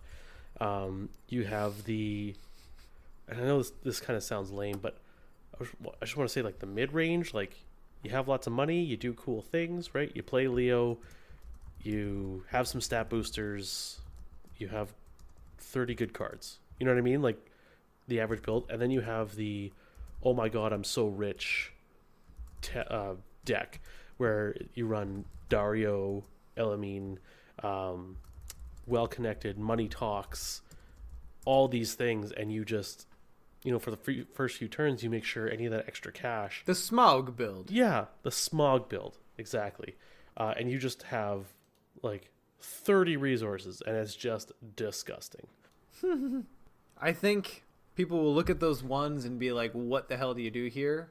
But as soon as you unlock the potential that my 4 resources, my 5 resources refresh themselves every turn, it's not as much a restriction because you can just kind of make things happen by paying for them, which kind of is a thematic home run for being a millionaire, right? Mm-hmm. He does have downside as far as like if you play any of those money gaining cards, it has to go on his family inheritance, and then it goes away at the end. Like it essentially takes 2 actions to get those resources. Like what's the pay 3 to get 10 resources event? Sure Gamble? Yeah, right. Like now, Hot Streak. Hot Streak is now a 2 action card to get the big boatload of money, which kind of sucks, but yeah. As long as you are planning to leverage sitting on that money for some purpose, Still worth it. Yeah. It's kind of like Preston is finally making good on that. We got a little bit of a tease in the core set of the Rogue, and kind of like, hey, this is part of the Rogue identity, the faction identity of just they have money. Yeah. And Preston is finally like, hey, here, have money and see what you can do with it. Yeah. They finally cashed in on their theme. Yes, they sure did. I bet you'd like to ignore that one and tuck it underneath you. I appreciate the AV Club bleeding into the podcast here. Well, okay, guys, so the real reason we're talking about this tonight is because I want to talk a little bit of Diana. Marie Lambeau, right. Yes, absolutely. Marie warrants some discussion, too. Yes. Because I've finally had a chance to actually play her now. But Diana. Diana. Mm-hmm. So, first thing I want to do, and it's actually in opposition to the way we have the show notes set up tonight, I want to talk about what cards can she eat. What cards are eligible for her to put under her investigator card. So, I probably would have been smart to actually compile a list off of ArkhamDB, but I know the chat will keep me honest tonight. So, very easily she can eat her signature card, Dark Insight, because that cancels. She can eat Deny Existences. Yes. She can eat Wards of Protection. Mm-hmm. Dark Prophecy. Yep. Even if you fail the test, you still ignored a Chaos token, so you can eat that. She can eat. Goodness, the skill. I have terrible names tonight. Mystic skill card. No. Defiance. But only if it cancels a token, though. Yes. So level 2 is better for that, but particularly if you're also running Dark Prophecy, Mm-hmm. then you just double down. Yep. She triggers off of. Okay, I'm just trying to run through the level 0 cards now. Dodge out of Guardian. Yep. Hypnotic Gaze. Mm-hmm. Olive. If you would like to do that, yes. Olive is an interesting one, and I think a lot of people are going to like Olive. Olive, I think, fits in the build where you just try to get Diana to max willpower as quickly as possible. Mm-hmm. Level 0. I think that might be the main list. Oh, deny existence. Delay the inevitable. Yes. Whether that hits on you or someone you put it on. Leveling up, so we've got Counterspell. Yep. We've got 45 automatic, level 2. Oddly yes, enough. if you ignore Retaliate, Yep. you can suck that under Diana. Why not? Mm-hmm. Eat Lead, or Rat Lead if you prefer. Oh, okay. I mean, now that Warning Shot's coming out, like I kind of feel like running a weird crowd control Diana deck with a Colt, Eat Lead, and Warning Shot just to see what's happening. Marksmanship? Marksmanship. Yeah, because Marksmanship? Ignore the aloof and retaliate keywords. Right. Okay. So if those, but it has to actually hit an enemy that has aloof or retaliate, right? Yes. Perfect. Oh yeah. Network 57 mentions Eldritch Inspiration, Mm-hmm. which I feel like again is another one of those includes in a Diana deck that just tries to get to 6 willpower as quickly as possible. Grotesque Statue, if you use it on the second last charge. Because if you use it on the last charge, it goes away before you can tuck it. Oh, it's still not considered to have ignored it? It is, but it's in the discard pile. So I believe it discards itself from play before it triggers. Ah, okay. Yeah. So you kind of have to... It's slightly less good, but... I still have yet to grab that one, just because some of the events seem higher value. Mm-hmm. Mostly because the... Okay, so let's talk about building Diana in particular. Those cancels that we just mentioned are all things you should look at. Yep. I think very strongly another card you should look at is Well Prepared. Well, Simply because Mm-hmm. I would posit that Diana is just one of those investigators where when you have their signature card out, it becomes a different game. Right. Diana without her signature card, still completely operable. But when you have the ability to expand your hand by 5 cards every turn, essentially, by having access to anything that's already stacked underneath her, Mm-hmm. oh, that makes a difference. And with a 35 card deck, I have found it hurts consistency enough that I almost always am fine adding 2 Well Prepared to try to dig that weapon out of her deck. Fair enough. Because at the end of the day, that card still has an intellect and a combat icon on it, so you're just never sad to have it. So I'll throw you a question. Aha. I'm a player who is not talking about me, but imagine I am a player who's not played Diana. Okay. Yeah, because I have tried her. She's amazing. I love it. Sean, what would you recommend for the number of cancel/ignore cards I should have in my deck? Okay. Like if I were to count the number to get her, like, because I want her willpower getting up there, what would you suggest as a number? So here's kind of what I hinted at earlier. I think there's a couple ways to approach Diana. You can approach it from the aspect or the thought that you're going to play her like a mystic, but just a mystic that has to build to it. So the idea is that you put cards that cancel and prevent things to get her willpower boosted up as quickly as possible. Right.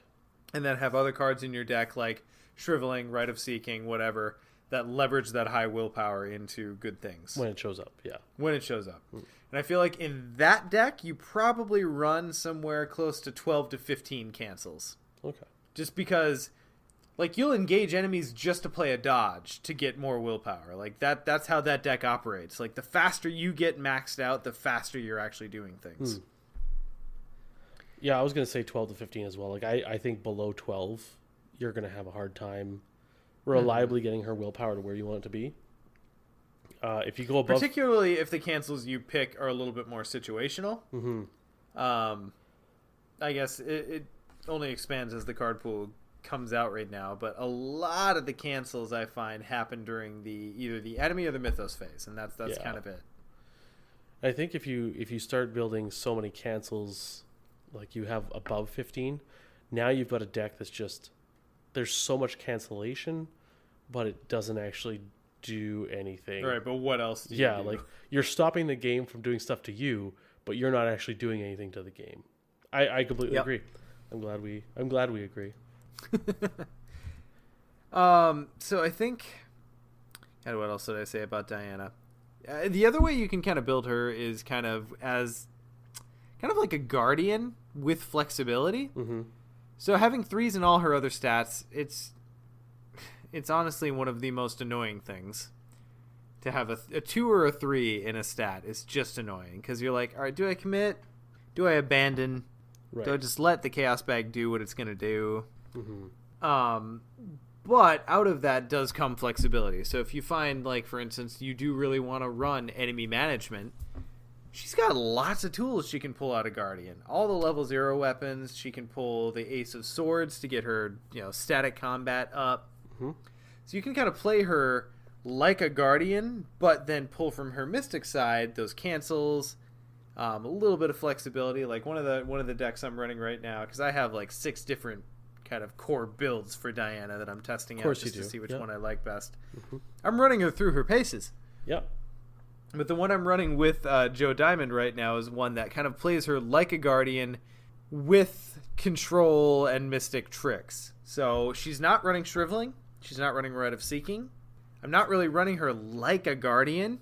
She's running with weapons and intellect and combat boosts, so she can just do tests. And then her Mystic cards are all the cancels, and I've got like an Astral Travel in there. The whole idea is just to pull extra tricks from her purple access, but actually kind of play her like, more like a Guardian. Yeah. The way I've played her, and that I have found that I like to play her, and the way I think she works really well, is she is, you know how we have different roles for different gears. Like if you're playing Mark, you're the enemy management guy. She is literally the encounter deck management because she can kill the enemies, cancel the treacheries.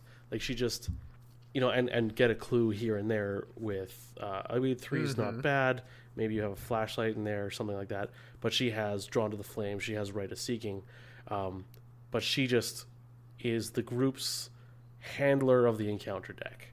Yep. If that makes sense. And so she almost plays more so a Guardian role, as we think about it, than a Mystic role per se. Sure. If that makes sense. So. Or she plays a Guardian role in a very mysticky way. There you go. Yeah, that's a better way of saying it. Which I feel like is the perfect encapsulation of her character. She guardians in mysterious ways. How flexible is she? That's a good question. What do you mean by flexible? Like, other than countering and handling, like, what, like, can she cover other roles just as well? Like, in a 4-player, like, I would imagine that her deck build from 1-player to 4-player generally look pretty similar. Yeah, I don't think she can flex to the clue side. I don't think she can at all either. What? I think she has tools to help, but I don't think she can be your main clue gatherer. Main, probably not. No, main, probably not. I think Diana generally sits in flex support territory, but leans towards killing. Her, like, probably. But if you are so incentivized, you could build her pretty clue heavy. but would it be? Like, would you've it be got an advisable? investigator. Badly. Yeah, it What? would be underperforming, wouldn't it? Well, okay, so you've got an investigator who can take Drawn to the Flame, Uh-huh. Scene of the Crime, Yeah. Support. Alyssa, Okay. Flashlight. Oh, she's not Rex. I'm never gonna claim she's at that level, but she can get a fair amount of clues if you focus her that way. But I mean, But- in a 4-player game, could you build Diana to be I'm the cluver, and everyone's gonna be like, okay, probably not. yeah, That's that's all what I I'm was saying. getting at. Yeah, She has tools to help out.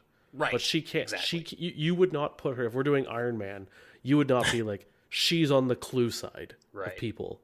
You're like, she can be very much in the middle and help with both. I think but she it's- would be better served to be enemy manager, or to be Right. all management. Yeah. Well, and that's actually one thing that I think is very interesting about her is because she's got access to so many cards from kind of different angles. Like, yeah, she could be in counter management. She can be support healing with cancel. She can be, like, enemy management where I actually try to kill things. Mm-hmm. Like, her flexibility is actually pretty decent considering that she only has access to 2 classes. I personally feel like the 2 classes she has access to are the 2 least flexible classes. What? Mystic? I disagree with that statement. Mystic, but so much of Mystic not all of it, but obviously so much of Mystic relies on willpower. Oh yeah, that's what Mystic's thing is. Like, Right. let's put all my eggs in one basket. And Or- Diana starts off with a 1 in that basket, so, you know. It's either willpower replacing or it's splashy effects with drawbacks. Right. Yeah. I don't know. Again, I haven't played with these investigators, so I find Mystic very flexible, but I think Diana's can only flex so hard towards clues. sure. She's got neat tricks to get clues, but she doesn't have super reliable way to get clues every turn. If that makes sense. What I would say is, like, she could be your Clover in 2-player. Higher than that, you probably would want to lean somewhere else. Well, I in think if 2-player, are you still running this guy gets all the clues, this guy does the enemies, or are you doing they both do both? I would generally advise not completely specializing. Right. More like, I'm 75% Clover and have some enemy management. Sure. Right. And, But the if you- complementary to that. If you were doing the 2-role thing, one's a Clover, one's the enemy guy or person, putting Diana on the clue side, like, and then you're like, okay, now I'm running Mark as Yeah. my killing guy. Like, Like, I think you're gonna have a lot of trouble with clues at that point. That's what I'm saying about her. Like, she can help a lot with clues, but I don't think she can be dedicated on the clue side. right. And there's many investigators like that. Like, it's not a slight. It's the role she fits, I think. It's just the first thing that came to mind when I looked at her just now after getting back from dealing with my son who woke up was like, what's her flexibility at? Like, how much can she bounce back and forth between roles? So I think she has a great variety of builds. Yes. Particularly with Mystic Access. Like, you can kind of pick and choose spells. You can build her like a Mystic with Shriveling and Rite of Seeking to just do the things you need to do. Or there's actually the deck that I'm kind of very loosely workshopping right now is for 4-player. Its arcane slots are Scrying and leveled up Scrying and leveled up Clarity of Mind. Like, those are the arcane slots that I'm using. And then everything else is kind of offloaded to actual stat boosts. So, I mean, the fact that she's a Mystic who can actually play without you trying to rely entirely on her willpower, that's something right there. That's a huge strength, Right. for sure. And I think particularly in solo, the fact that you can kind of flex her anywhere is good. But the fact that she starts with her Dark Insight in hand. Mm-hmm. I can tell you how many times I've tried to play solo Mystic and been like, okay, well, I mulliganed hard, still didn't get any enemy management in my hand, despite the fact that I have like 8 cards that would help me. Okay, I guess here we go. Oh yeah, turn 2 I draw an enemy. Surprise, surprise. Now I'm onto the gun. Good luck trying to recover. Mm-hmm. She has an automatic way to be like, all right, yeah, that enemy is not happening right now. Mm-hmm. Just no thank you. Well, thanks for joining us on the Diana Stanley Show. Let's talk about the real Mystic in this box. The one that everyone has been waiting for, and everyone cares most about. Right. Marie Some Laveau. would call her the true Mystic. Some would, yeah. The greatest Mystic that was ever printed, especially in this box. I bet you Sean's on mute right now. No, I've just properly assessed that as bait. Yeah. So carry on. I love Marie. I don't want to take anything away from Marie. Yeah. She's super interesting. I do not like playing her, but I find her very interesting. And I think it might be also partially my fault because I fall into the trap of, oh man, I'm gonna play all this Doom stuff and I'm gonna like really push the Doom aspect, and then I'm just like, oh fuck, there's way too much Doom here. Yeah, you don't. Turns out you don't need to put a whole lot into her deck to really key into that part of her character. Yeah, turns out just Renfield. Just Renfield. I feel like if you run Renfield and Initiate, you've got enough Doom play in your deck to make her work. Yeah. And then, maybe at level 0 you run Moonlight Ritual. I usually do, yeah. Maybe if you're going to upgrade that into... because it is a free action, which is cool, as long as you have Doom. Particularly if you're going to upgrade into Blood Pact. Like, I think by herself, having, as a Mystic, 4 willpower, 4 intellect, that is interesting right there. Yeah. And then putting on top of that the fact that she has access to Seeker And Survivor. Mm-hmm. depending on what she needs, like, whew, that makes her pretty flexible in my book. Yeah, she's got great deck building stuff. Like I know we talked a lot about Carolyn and her breadth, but Marie's actually got some decent breadth as well. Oh yeah, that access to Survivor does a lot too. Like Survivor, as we've learned, like if you're splashing in up to 5 level 0 cards, often Survivor is one of the classes you look at the most, and then usually Seeker is another one. Like those are the two I think that when we looked at our Dunwich investigators, when we're looking at off-class splash, it's always Seeker Survivor, because Seeker does the aspect of the game that every scenario requires you to do, and Survivor lets you really adapt to whatever is probably not going your way. So Marie having access to both of those does a lot for her. Survivor's just got a lot of good cards that just fill gaps, right? Like, Yes. oh shoot, I need a weapon. Okay, well, Fire Axe exists. Oh shoot, I need clues. Well, look what I found, right? Like, it just there's a bunch of little band-aids in Survivor is literally like a first aid box of stuff. That being said, I mean, looking now at her, because I haven't played her in a while. I proxied her way back when she kind of came out, and I think it was like last year was my last game with her. But as far as deck building goes, if you ignore the occult part, which we don't have a lot of, Yeah. Yeah, I was about to say, there's kind of no choice Yeah. in ignoring the occult part. she's kind of a restricted Dunwich investigator because she can take up to 5 of just Seeker and Survivor, not 5 of any class. Right. So, we need some You know- occult cards. She has actually a couple of odd deck choices, though. Mm-hmm. One of which I took just because I could take it, and I had never taken it before. But I upgraded I have a Marie campaign going right now. I upgraded a Mists of Rilia into a Suggestion. Oh. How has that been working for you? I don't know. I've yet to play the next scenario. Okay. I've been But- I've been mixed on suggestions, so. Given that my companion investigator is not like playing full enemy management, I'm banking on the fact that playing with the ability to just cancel a few enemy attacks is actually going to come in handy. Right. If that's not the case, Probably I'll wish that I had just stuck with Mists, but I'm trying it out. Sure. Upgraded Mists Anyway. is the same as base, but it gives you a will bonus of 3. Two. Will bonus of 2 and 1 extra charge. Oh, okay. That's pretty nice. So anyway, I'm not sure that it's the better choice, but what I will say is it's just interesting to be able to say, like, oh, hey, here's this level 4 spell in Rogue. Let's take it. So, quick trivia question. How many occult cards are there in the collection as of right now? Oh, God. I'm going to say 4. Sean? I'm going to say less than that. I think the only occult cards are the glyphs and its upgrades. Correct. So how many Archaic is glyphs. 3. So the level 0 and the 2 level 3 ones. Yay! So does that even do her any good? Probably not.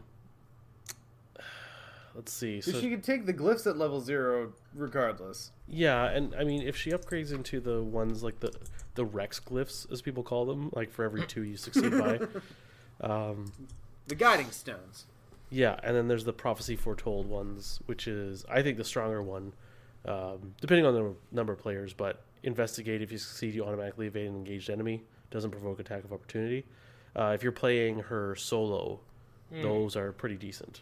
Yeah, I could see her Particularly taking in Prophecy solo. Foretold. Yeah. So there's Question. If you take... Oh, God. What's the shrewd the dude analysis. sitting back in his chair? Thank you. Shrewd analysis. Yep. If you take shrewd analysis, does it count toward her 5 mystic or seeker and or survivor cards? Yes. Just like There you go. what did people do in with Lola? There's permanent cards, or people would put shrewd analysis in because then they would just have to have one less seeker card. It eased off Counts on toward one of your seeker cards. yeah. So Or Makes sense. adaptable, yeah. adaptable, that's the one. Yeah, because then adaptable you could drop down to 5 rogue cards in your deck. And adaptable so it is amazing, so... Oh yeah, I mean exactly. But Especially for Lola, who has access to like every level 0 card. yeah, The so amount of yeah. so those count. Yes. Yes. So last thing on Marie, Baron Samedi, Worst. Yeah. just as unfortunate as I expected he would be. Yeah, just terrible. He's just been a fucking bummer, guys. I'll be honest with you. He's terrible. He's hard to deal with. He's dumb. Like if you get past like the 4 doom threshold on your agenda, you're done for that agenda. Right. If you draw Baron, you're just sitting with him until you're done with that agenda. Yep. Yeah. Although light at the end of the tunnel, or I guess silver lining, as it were, not necessarily light at the end of the tunnel. Technically, the Baron is a card you control, so when you have Doom on him, It's true. it does count toward her ability to play an extra spell action. Or play a spell. Yay. Silver lining. Silver lining. You know where he really screwed me over was playing Carnival. When it gets down to that Uh-oh. agenda. Oh no, when you're in the gondola together. Well, not the gondola, but the when it's like I think it's 3 or 4 doom threshold, where after it clears, you flip it over and it says flip over one of the face down revelers, and if it's an enemy or whatever, and then flip this agenda back over. Agenda 2, yeah. Yeah, it's not that much doom, and it's like I got him right before we went to that. I'm like, I don't have an ally for the rest of the game. Okay, like, this just sucks. So There are moments where you just have to eat the fact where you're like, all right, well, the Baron's just here, Yeah. and that's just gonna happen. thanks. Hashtag Marie Yeah. things. Yeah. All right. Well, we're not getting any Rita younger. Should we? Wow. Wow, indeed. I think my son just woke up. I think I can go wake him up. I think I'll go wake him up and tell him about that shitty joke. Yeah. And he'll start crying again, and I'll start crying again. Younger Roland! Younger! I'm just gonna throw it out there. Rita Young is the. This is gonna sound weird. The most straightforward survivor we've had since Smoothie. Yes. Yes. Okay. Good. That's what my notes for her. I said I call her the super slippery survivor that is only limited by her class. Yes. Yeah. She's super fun to play. she's weird, kind of. Like I feel like I'm not sure which direction to take her. Like she's enemy management, but I don't know. She's enemy disabling, but not necessarily enemy killing. Yeah. Yes. Which carries its own cons and pros. Enemy assistant management? Assistant to the enemy manager. Right, yes. Sorry. The first survivor I'm not crazy about, to be honest. I think she's fun, she's cool, but Yeah, I it don't know. feels like she's like role adjacent. Like she's not filling one of the needed roles.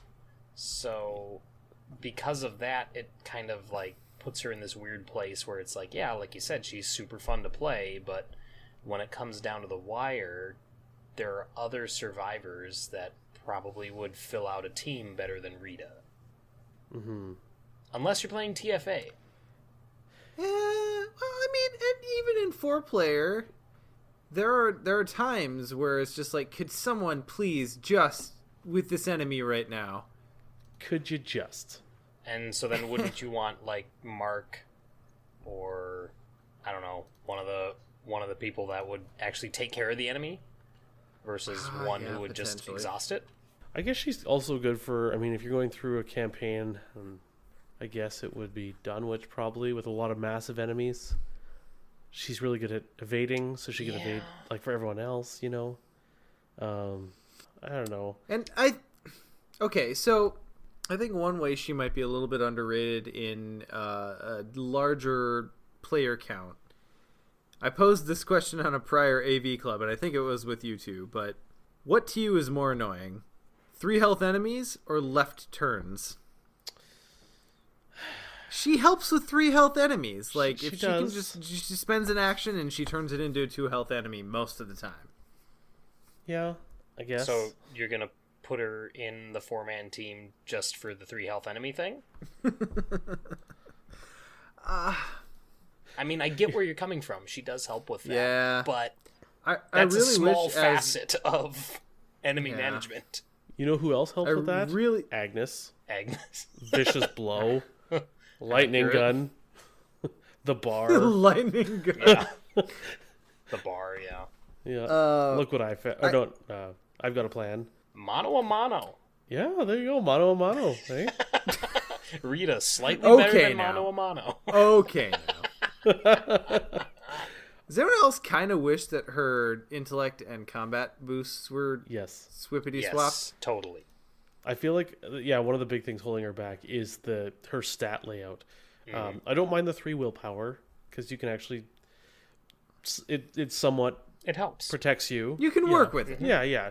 Like 2 It's not is, good by itself, but you can work with it. 2 is kind of that place where you're like, well, I guess I'm losing to the treacheries. But she's got 3 in combat and 5 in agility. Yeah. And there's just this little itty bitty 2. And so, yeah, like, I think solo is not that great. No. And the cards that she has access to aren't really going to help her trick clues off of locations. That 3 combat, it feels like, why have it? Why have the 3 in combat when you have the 5 in agility? Like, why put a 3 in enemy management when you have a 5 in enemy denial? Like, it's just kind of weird. Yeah. So I don't know. And there's- Like, again, she seems like a lot of fun, but it seems like there's a lot of other investigators that would fill out a team better than Rita. Yeah. And a lot of the trick cards she has access to, and maybe she'll get some support in this cycle. Right. A lot of them are evade based, which is fine. But I mean, once you put on those running shoes and you're at 6, Yeah. What It's else? just not something she needs help with. right? Like slip away is terrible for her because you're only adding 2. I mean, slip away is pretty good in general, but it's not any that much better in her as opposed to someone else. Sleight of hand. What are you sleight of handing? A fire axe, like baseball bat. So is Rita? Is she exemplary of that kind of investigator where they get access to their class and a trait, and that's it. And then we tend to rate those investigators as a little lower than average. I mean, Mark is kind of the exception because I was about to say. because again, he has access to that built-in skill buff, that universal skill buff, like that kind of. And puts he him has out. access to 5 printed fucking willpower, baby, or not willpower, combat. Yeah. Right. Well, Rita has More 5 important. agility. You know what I mean? But then you've also got like Mateo, who he's only as good as Blessed, and Blessed is pretty terrible right now. So because they're so dependent on the cards in a specific trait, and they don't have access to splash in other things to cover their weaknesses, it kind of puts them in this spot that I don't think is a great place to be. At least not until we get maybe a couple more cycles under our belts. Well, I think the thing too with Mark is that Tactic has a lot of good cards. Yeah. Right. Trick Yeah, it is does. not as good, Right. right? Like you've oh man, It's about on the same power level as Tome. yeah, Yeah, I mean, I think that's ultimately where it lands for me, is we judge every investigator on their card pool, and it seems like this whole class plus 1 trait card pool is very uneven thus far, because it just depends so much on where the card pool is at. We might look at this in a year and be like, oh, well, Rita has like 6 billion tricks now. Right. She's fine. Tricks that do something other than evade enemies that she can already do. Yeah. But looking at someone like Mark, Tactic is a great trait. You can take shortcut out of Tactics. Right. yeah. And Casey said in the chat, is Shortcut and Elusive enough to say Tactic is good? When you combine them with Guardian, yes. Yes. Yeah. Totally. And 5 combat, I 5 combat and a fuck ton of card draw. yeah. I mean, that's the thing too. Like Mark is good because he draws more cards than God. But Well, and not only that, but again, he has Sophie, and that Sophie is a built-in answer to his weaknesses, whereas Rita doesn't have a built-in +2 to anything she needs. You know what I mean? Right. And that I think Sophie is what puts Mark head and shoulders above other investigators of similar deck types, not Tactic. I think Tactic is good, but I think without Sophie, he wouldn't be nearly as widely viable. And I think, I mean, I don't want to say we're being unfair, but Mark is in the, I would say, the upper crust of investigators. Like, if you need a fighter, Mark is possibly one of the best. Oh yeah. So comparing Rita to him, is But it I'm just fair? going I off don't know. I'm just going off of the deck building commonality. Yeah, absolutely. But he's the best example of that, I think. Sure. So, I would put Rita as like, if we're doing a 5-tier system, I'd put her at like top of tier 3. yeah, I think I'd agree with that. I think she would do well in TFA because of the amount of evasion you need or would prefer. But And the mobility that is Yes. useful there. right, like I mean, add in track shoes to that, and you've got Rita just like ping ponging from one side of the map to the other. The only issue is what's she doing in between ping pong. Right. Right. And that's I think her biggest issue right now is just her inner stats, like her crust. Her crust is weak, Yeah. I don't know. and Maybe I her just have to outside think about it. access doesn't do much to help that specifically. Yeah. Right. The thing is, it doesn't shore up any weaknesses of her. It just takes her agility stat and lets you lean a bit more into it, I find, with the tricks. So, Right. yeah. Fair enough. All right. Well, hopefully that's a decent starting point for some of these investigators anyway. I think we still have a little bit to figure out with Preston and probably Rita. Oh, I'm sad that I missed the Preston discussion. We basically said he sucks and there's no way to make him good. Yep. That's what my first Irredeemable. my first note under Preston was no fucking clue. Like, I don't know. Super quick question. Favorite card that isn't an investigator in the box? Don't know. No? I don't have the box yet. I haven't fair played enough. with everything, so I don't know. I'm gonna have to look here, but just kind of. Because I'm torn between two. And one of them is, I think, what you'll pick, Sean, which is Deny Existence. Deny Existence is really fucking It's good. really good. I'd have to say I'm between Deny Existence and. Oh no, those are signatures. I can't pick Mystifying Song, can I? No. In a vacuum. No, that is possibly one of the best signature cards ever. Mystifying Song is amazing. Yeah. I do like Act of Desperation that we got to preview. Mm-hmm. I think it's a very good card in fewer decks and a decent card everywhere else. Yeah. It's very good in Yorick. Like, it just 2 of immediately. Yeah. I think, in general, Vacuum, I'm between Deny Existence and Fingerprint Kit. See, for me, it's Existence and Track Shoes. I do like the Track Shoes. But Fingerprint Kit, I mean, especially in, not Skids, the 1 willpower rogue. Finn, Sleight of Handing, Fingerprint Kit. Oh. Oof. Yeah. Oof. It's fun. Yeah. Yeah, that sounds pretty amazing. But yeah, I think I would say Deny Existence or Track Shoes for me, and Fingerprint Kit is a close third. Excellent. Right on. Well, so moving on from there, we have one hotline item to catch up on. Hey, Mythos Busters. This is Travis in Salt Lake. A different one than the one that's called previously. But I have listened from the beginning and watched all the videos. I just can't do it live due to my job. But my question today is, have you guys ever played just with the core box cards and the deluxe expansion and its campaign? Because I know it's designed for it. I'm just wondering how well it works for you guys. It's actually the only way I play, because just for traveling purposes, I tend to go to friends' houses instead of stay home, so I don't want to bring my entire set. But because of that, I've gotten used to playing the game with the core cards and only using XP points for the cards in that series. But because of that, I also only play on easy and normal. Other than that, it's way too hard. I don't know if it's because the cards are not, but tell me what you guys think. Okay, have a good day. Bitch, I own the entire core set, and I still eye hard. Pretty hard. Standard's plenty hard for me. So this is a really interesting question. I have to admit up front, I have not tested this personally, because as a part of being part of this podcast, I've followed everything as it releases. Mm-hmm.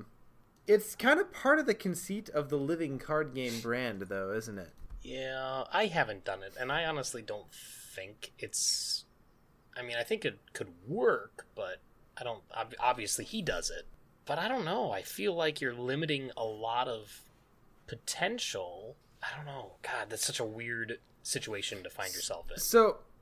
So let me ask you guys a really abstract question that's probably impossible to answer without actual research, but I'll ask it anyway. Challenge accepted. Do you think a proportional amount of keystone cards come out in every cycle, such that if you were to deprive yourself of 2 out of the 3 cycles, proportionately, you would have a similar amount of key cards for each class? That is impossible to answer. Yeah, okay. I think no. Like, so I just really quickly pulled up Carcosa, looked at Guardian cards, and there's nothing there that I'm like, I need this, like, or I consider this in every single Guardian deck. Mm-hmm. You know what I mean? So outside of the core, what would you guys consider to be some of like the key cards that you look at from most decks in that faction? Fire Axe. Yeah, yeah. Like, just knee-jerk reaction. Rite of Seeking for Mystics. Yeah. Streetwise for Rogues. Mm-hmm. Fine Clothes for everybody. Was that at the end of Dunwich, or was that... That was the end of Dunwich, yeah. It was Dunwich, yeah. And we're like, why do we need like... this? And then Carcosa showed up. And then Carcosa hit, and we're like, put it in every deck! Yeah. Don't care! And now it's kind of just like, hey, it's a 1/1, like, it's a great soak for 1. Yeah. Chair's Keepsake sees a lot, I think. Well prepared? Yeah? Question mark? That one's a little more situational, but even still, generally you have stuff that's gonna key off of it. Mark Harrigan. Yeah. Jeez. I think so. I think a key part he said is he plays on standard or easy, And I, in no way, shape, or form, look down on someone who plays on easy, and I don't think any of us do. Because I see easy as you want to enjoy the story of this game, and the story of this game is very good. The decisions, like Carcosa was amazing because of the story. And if you want to play on easy, I think you absolutely can take the core set and the deluxe box and have a great time. Playing on standard, I think you're going to run into maybe a few points where you're going to have issues, but I think most cycles are decent with the cards that they give you. I mean, Fine Clothes sticks out to me as something you really want in Carcosa, but you wouldn't have it if you didn't have Dunwich. Is a big one for me. But you can still deal with Carcosa without Fine Clothes. I think the only other game that we can compare this sort of situation to is Lord of the Rings, and I think that Arkham does a much better job of making core set plus current content viable than Lord of the Rings did. I think I would agree with that. I don't know. Lord of the Rings core set has Steward of Gondor and a Test of Will. It's true. I mean, but we have Milan, so... That true. And Mercy Cash, and Flashlight, and Unexpected Courage. Yeah, I mean, I would agree generally, and again, having done none of my own field research here, on easy, you'd probably be fine. I feel like this game has done a pretty good job of making each individual campaign kind of feel like its own metagame, and including the cards to play in that metagame, either in the deluxe or in the following expansions. For the most part, yeah. For the most part. I mean, Rita came out a cycle too late, but... I don't know. We'll see. I still have yet to even try Rita. There are some very evadable enemies in this cycle thus far. But I guess... So one of the points chat's raising here is Dan points out, if you have the Circle Undone and Core, then Carolyn is nigh unplayable because you have level 0 first aid and hypnotic therapy. And I guess you technically have, what's his name, Peter Sylvester as well. Yep. And Peter Knowledge. Sylvester was Dunwich. Oh, was he? Yeah, never mind. Yeah, okay, so first aid and hypnotic therapy. There you go. That's what you have for healing for Carolyn. Like, that's terrible. And Fearless, Casey points out. Yeah, okay. Fearless! Oh, yeah. That card that everyone plays all the time. Yeah. I think this one's a little tough. I think ideally the game is balanced such that you can play this way, but I feel like you're going to run into your instances like Carolyn, or probably I would wager that Calvin with just TFA plus core is a rough go. Yeah. Yeah, see, the noises you guys are making me think that this is going to be a bit of a crucible. Calvin's a rough go anyway, though. Or we're shooting a soul pop song in the 90s. Just let me know which one we're doing. Calvin and Lola, even with the full card pool, they're both still struggling. Yeah. One's definitely better than the other, but still. The current Circle Undone, the Core set, and Preston. LOL. Have fun. So is Circle the worst to do that with, then? Currently, yes. God, it might be, because even Diana's like rough. Oh, yeah. Have access to as many cancels as you can, otherwise this gets rough. God, it'd be tough to get her to like 4 willpower, let alone 6. Yeah. So I think for easy, absolutely doable. Standard, you might have some bumps and bruises. Hard and expert, just don't. Well, and I think all of the difficulties have the asterisk of pay very close attention to the investigator that you're choosing. Yes. So. Yeah. So, okay, here's a question that wasn't actually asked in this voicemail then. If you guys are going to be away for possibly an extended period of time with limited space in which to stow Arkham, but you have some space, can you think of any other way to approach that other than saying, hey, I'm always going to have my core cards and I'll just swap out whatever expansion I'm in? the few times that I've had to do the few times I've had to do something like this. Assuming that digital options are not viable. All chat is like Tabletop Simulator. The few times that I've done that is I'll build the decks ahead of time using the full card pool, and I'll bring like an array of upgrade options for each deck. Right. So it limits you in like the grand scope, but at the same time, like it still gives me access to the cards that I would think would be more useful, regardless of the set that they came in. Mm-hmm. Yeah, either that or build a bunch of standalone decks. Yeah. And just play standalone, and not just the standalone scenarios, but also like, Right. The different Decks that scenarios off. from the exactly. Turns out standalone is really, really fun. So Yeah, It is. I mean, the issue with that is you might like depends. It sounds like he travels for his job, so depends how long you're gone from home. Like if you're gone for 6 weeks at a time, you'll probably get bored of those decks, I think. But yeah, I don't know. I guess you could bring like a sideboard of like 30 other cards where you say, okay, I'm going to do standalone with Agnes or whatever, and you have a bunch of other cards. You're like, oh, maybe this would be good in standalone. You can adjust on the fly. But yeah, I think if it depends on the investigator, but if you Right. build a level 0 deck to be like, hey, I'm going to take this through X campaign, even if you have like 5 or 6 sideboard cards, depending on the campaign, and then you look at, here are all the options that this investigator can take, that's probably a smaller card pool than a lot of people would have expected. Obviously, depending on the investigator. right. Dunwich investigator is definitely not the case. Lola. Or Lola. But say you pare down from there, you just kind of run through and be like, okay, these are the upgrade options that I might actually consider taking for this investigator. Like, that gets even smaller. Like, you can probably pack 2 to 3 decks of investigator level 0 plus all the viable upgrade options that you might ever want in the same space it would take you to pack the core set player cards. Right. yeah, So, I mean, that might be a decent option. yeah. I guess it depends on what you want for flexibility of investigators. But, I mean, even if we're assuming that you're playing with just the core set and the current expansion, that's 10 investigators. Right. Chances are you've already played the shit out of the core, so you're mostly going to be looking at the new investigators anyway. I don't know.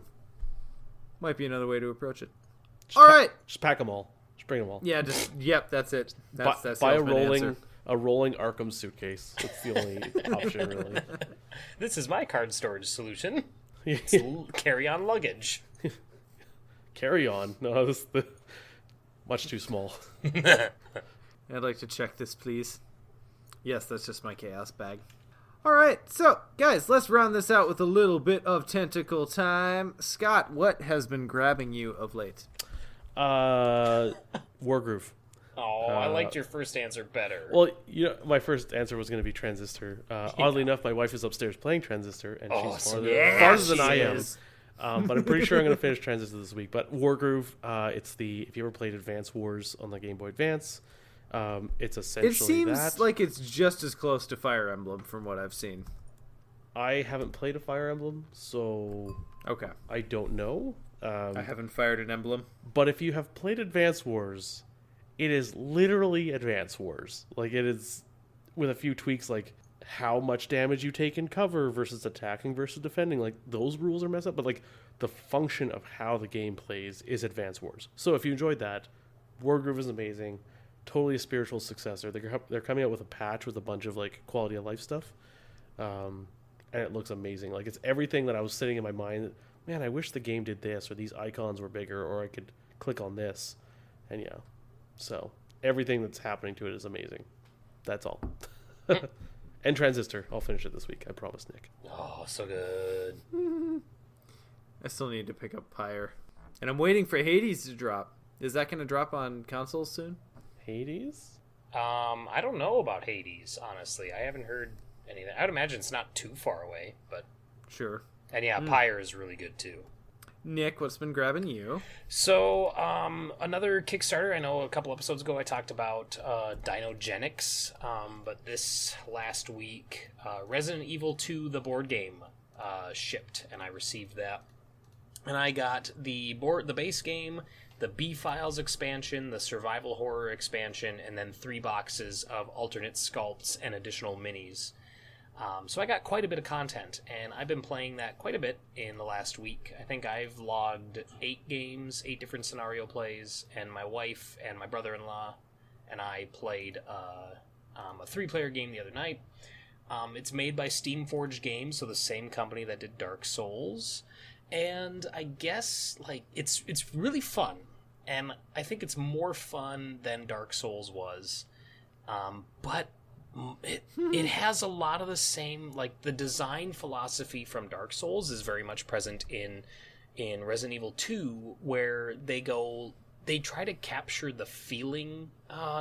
They try to capture specific mechanical representations of the video of the source material. Beating your head against a brick wall for 5 hours. Well, that's what they went with Dark Souls. They went for the repetitiveness of learning the enemy, move sets and all that, and of mastery through repetitiveness. And the board game did that. The problem is that in the long term, expressed as a board game, that's not very fun. It wasn't fun, yeah. Like, it was fun in short stints, but in the long term, it wasn't great. And then, as such, because they focused on that, they totally skipped out on the exploration and the narrative elements of it and all that. So with Resident Evil 2, they focus on the limited resources, the maneuvering through the map, the having to find items and backtrack and all that sort of stuff.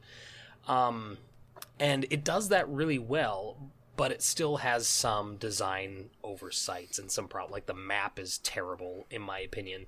The map tiles are super dark. You can't see what's on them. And even in the rule book, it says, don't worry about matching, the art of the tiles with what's in the book. Just use ones that are of the same size and shape. And it's like, well, why did you even put art on them then? Why weren't they just black? Like, who cares? Like, it was really annoying. But it has a nice random element to it with a tension deck that operates kind of like an encounter deck, where at the end of every turn you draw a tension card and it can do something. It's a lot easier than I expected. Now, granted, I have, I think, 26 scenarios that I have access to with the content that I have, but I've only played through, like, scenarios 1A through 5A. But it's fun, and I keep going back to it, and I'm excited to play it again. And I'm excited to get a 4-player game going, because that's when it seems like the map really kind of fills up with enemies, because you're drawing more of those cards every turn. But it does, like I said, it has some of those design oversights and some of those little annoying moments to it. But yeah, I think overall I'm happy with my purchase. I enjoy it. I'm definitely playing it a lot more than I played Dark Souls, because Dark Souls took 3 hours to play a game, and Resident Evil takes about an hour. So Resident Evil is much more manageable in the amount of time you spend on it. Not like that was ever a barrier for Dark Souls, though. Right. I'll be excited to try it out. 4-player this coming weekend, right? Mm-hmm, definitely. And I was able to get all of the content that I got into the original game box for Resident Evil. So I'm glad that I'm not bringing, 6 boxes with. I'm just bringing 1. Always helpful. Oh, yeah. All right. Well, for my part, well, I'll be honest with you guys, not a whole lot has changed since the last time we've talked. I'm still playing a lot of Arkham, and what time is not going to Arkham is generally going toward Red Dead Redemption, because every time I think I've finished that game, it spits a little bit more content out at me. I think I'm in the end game of the epilogue, but I've also thought that thrice before, so we'll see. So what I'm going to throw out there this week, since actually last time I threw out a music recommendation, it was fairly well received.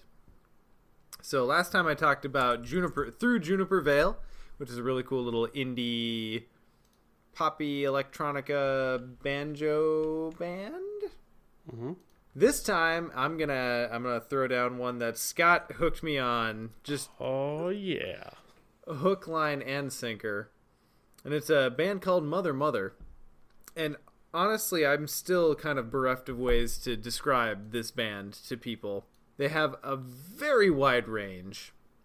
I think they're very good at finding a specific kind of sound for each song. Yes. As weird as that sounds. But they don't necessarily have a particular style. Scott, how would you describe them? You're probably a little bit more versed than I am at this point. Eclectic Helpful. Weird at times, like really Weird, but in the best way. Yeah, there's some songs where I'm like, what kind of fucking headspace were you in when you wrote this song? Like, really messed up, but also, like, some of them just, like, I don't know, to me, they just, like, reach into my soul. Yeah, they're 100% my favorite band of all time. So, I made a playlist for Sean, because I was like, hey, you need to listen to these people. And I posted that playlist in chat, so, yeah. One thing I thought the other day, and I'm not even sure if I fully believe this, but I'm going to say it because I think it's at least something interesting to discuss. They have kind of the same disdain for convention that, like, your System of a Down had, but they defy it not as brazenly. Mm-hmm. If that makes sense. Like, so many of their songs don't follow some dimension of convention, but the rest of it kind of falls in, so it still feels kind of familiar. Yeah. I made a playlist for Sean because Sean, I was like, you got to listen to these people. You're like, make me a playlist. I'm like, no, you got to listen to an album. And he's like, no, make me a playlist. No, I need something curated, bitch. I'm old. So I put that playlist up there. But one thing I love about them is they are very good at making albums. And so sitting down and listening to an album is an experience that is very different from listening to a list of songs or hits or whatever. So if you are going to listen to an album, Oh My Heart is the one that is like probably gives the best range, and their newest one. And it's their first? Second, but it was like their... Second? It was their breakthrough one. Oh, okay. Yeah, Touch Up is their first. That one's weird. Yeah. And then Dance and Cry just came out, which is another... that one's probably the closest thing you'll get to a normal-ish album, I think. But normal-ish. Yeah. If I'm going to throw out just like songs to go listen to dip your toes in, Hayloft is weird but catchy as hell. Yeah, it is. It's Alright is probably a little bit more along the lines of convention, and then Infinitesimal is another one that just hooks me every time. So those would be my top three. Scott, do you have a different top three? It's Alright is really good. Ghosting, maybe Ghosting one of my good. favorite ones. Little Pistol, that's one of the weirder ones. And what's the song? The opening line is, have you ever done so much drugs that you thought your face was going to melt off into a cesspool? Oh, Cesspool of Love. Cesspool of Love. Yeah, that one's really good. Like the opening line of the song is just the way it sounds all nice and normal, and it's just like into a cesspool of love. It's Well, and the whole theme of the song is hilarious because it's all about like, oh yeah, we're living in this cesspool of love where people are just kind of doing drugs and being cool to each other. It's a cesspool. Oh, yeah. Like, yeah. Anyway, So, Mother, check him out. Really cool band. Really doing something different. Yep. I feel. If you want any suggestions, please at me in the Discord. I will talk about Mother until my lips fall off. Like, I love them. I have tons of like YouTube videos of concerts of them that are really great and stuff. Like recorded for video, not like some cell phone stuff. Like professionally recorded concerts that are just amazing to watch them. And that makes a difference, it turns out. Oh yeah. All right, excellent. Well, guys, as mentioned at the beginning of the episode, check out Titan social media. Our buddy Justin does a great job there. Check out the Orbits meme contest that's out on our Facebook page. You can see it on it's the pinned post. And then as well, like I said, I posted it to Reddit. You should be able to just search Mythos Busters meme contest, I think. Yeah, we'll go with that. If you have a comment, question, bitch, moan, or gripe, feel free to call into the Mythos Busters hotline at 203-493-6984. That's 203-493-MYTH. Miskatonic AV Club has had a few updates of late. More to come. Scott, anything more to add on that count? I'm editing this episode on Tuesday, so it should be out Tuesday, and then I'm going to finish up the AV clubs that we have out. So those will probably go Wednesday-ish, maybe. And then we just have the TFA cycle to go. And then we'll be... Oh, is that all? Yeah, just 6 more packs plus the returns, so that's like 8 episodes. And then we have the Circle Undone, but one thing with AV Club, I always want to like wait a couple months behind the cards. Like I want us to have played with them a bunch before we talk about them. So we'll never be like right on the cusp of, the Circle Undone released next week, AV Club. So no, that ain't our bag, baby. Yep. Punctuality ain't our bag. We're only like a year behind. It just requires a little bit of seasoning, a little bit of marination. We have to age. Yes. Fine wine in a barrel. What else we got? So Ian has been doing his Abandoned and Alone campaign through Carcosa. Spoiler alert: Mateo bit it. His recent upload was of Carolyn picking up the pieces after the Unspeakable Oath, and then dropping. And sorry, wait, didn't he make it out of Phantom of Truth? Yeah, I think it went okay. As I hear tell, I only caught the first half of it, but as I hear tell, it was a good playthrough. As well, Tuesday Night Arkham. If you're available on Tuesday nights, every other Tuesday night, this Tuesday night, the 19th, would be one. Of course, this episode, you'll probably be listening to it after that has happened. So the next one will be March 5th. Check it out. I'm currently running through Dunwich with a newbie, my friend Brandon, and it's going pretty well. I don't know if you guys had a chance to look at the last video, but I let Brandon run full bore into the disappointment that is playing extracurricular activity second. Mm-hmm. Where is he? And there was a single moment of betrayal that was crystallized in YouTube glory. So go check that out. All right. Guys, I think that's all I want to say about our other plugs. Of course, if you feel like chipping in for what we're doing, check us out on Patreon. That's patreon.com/mythosbusters. We're on Twitch. We're on Facebook. We're on Discord. We're on Twitter. I feel like I mentioned them all at this point. Listen to us on Spotify. If you like Spotify, we're there. Why does this always trail off? I need to have a better mission for our closing here. So guys, thank you for joining us for episode 54 of Mythos Busters, and we'll see you next time for 55.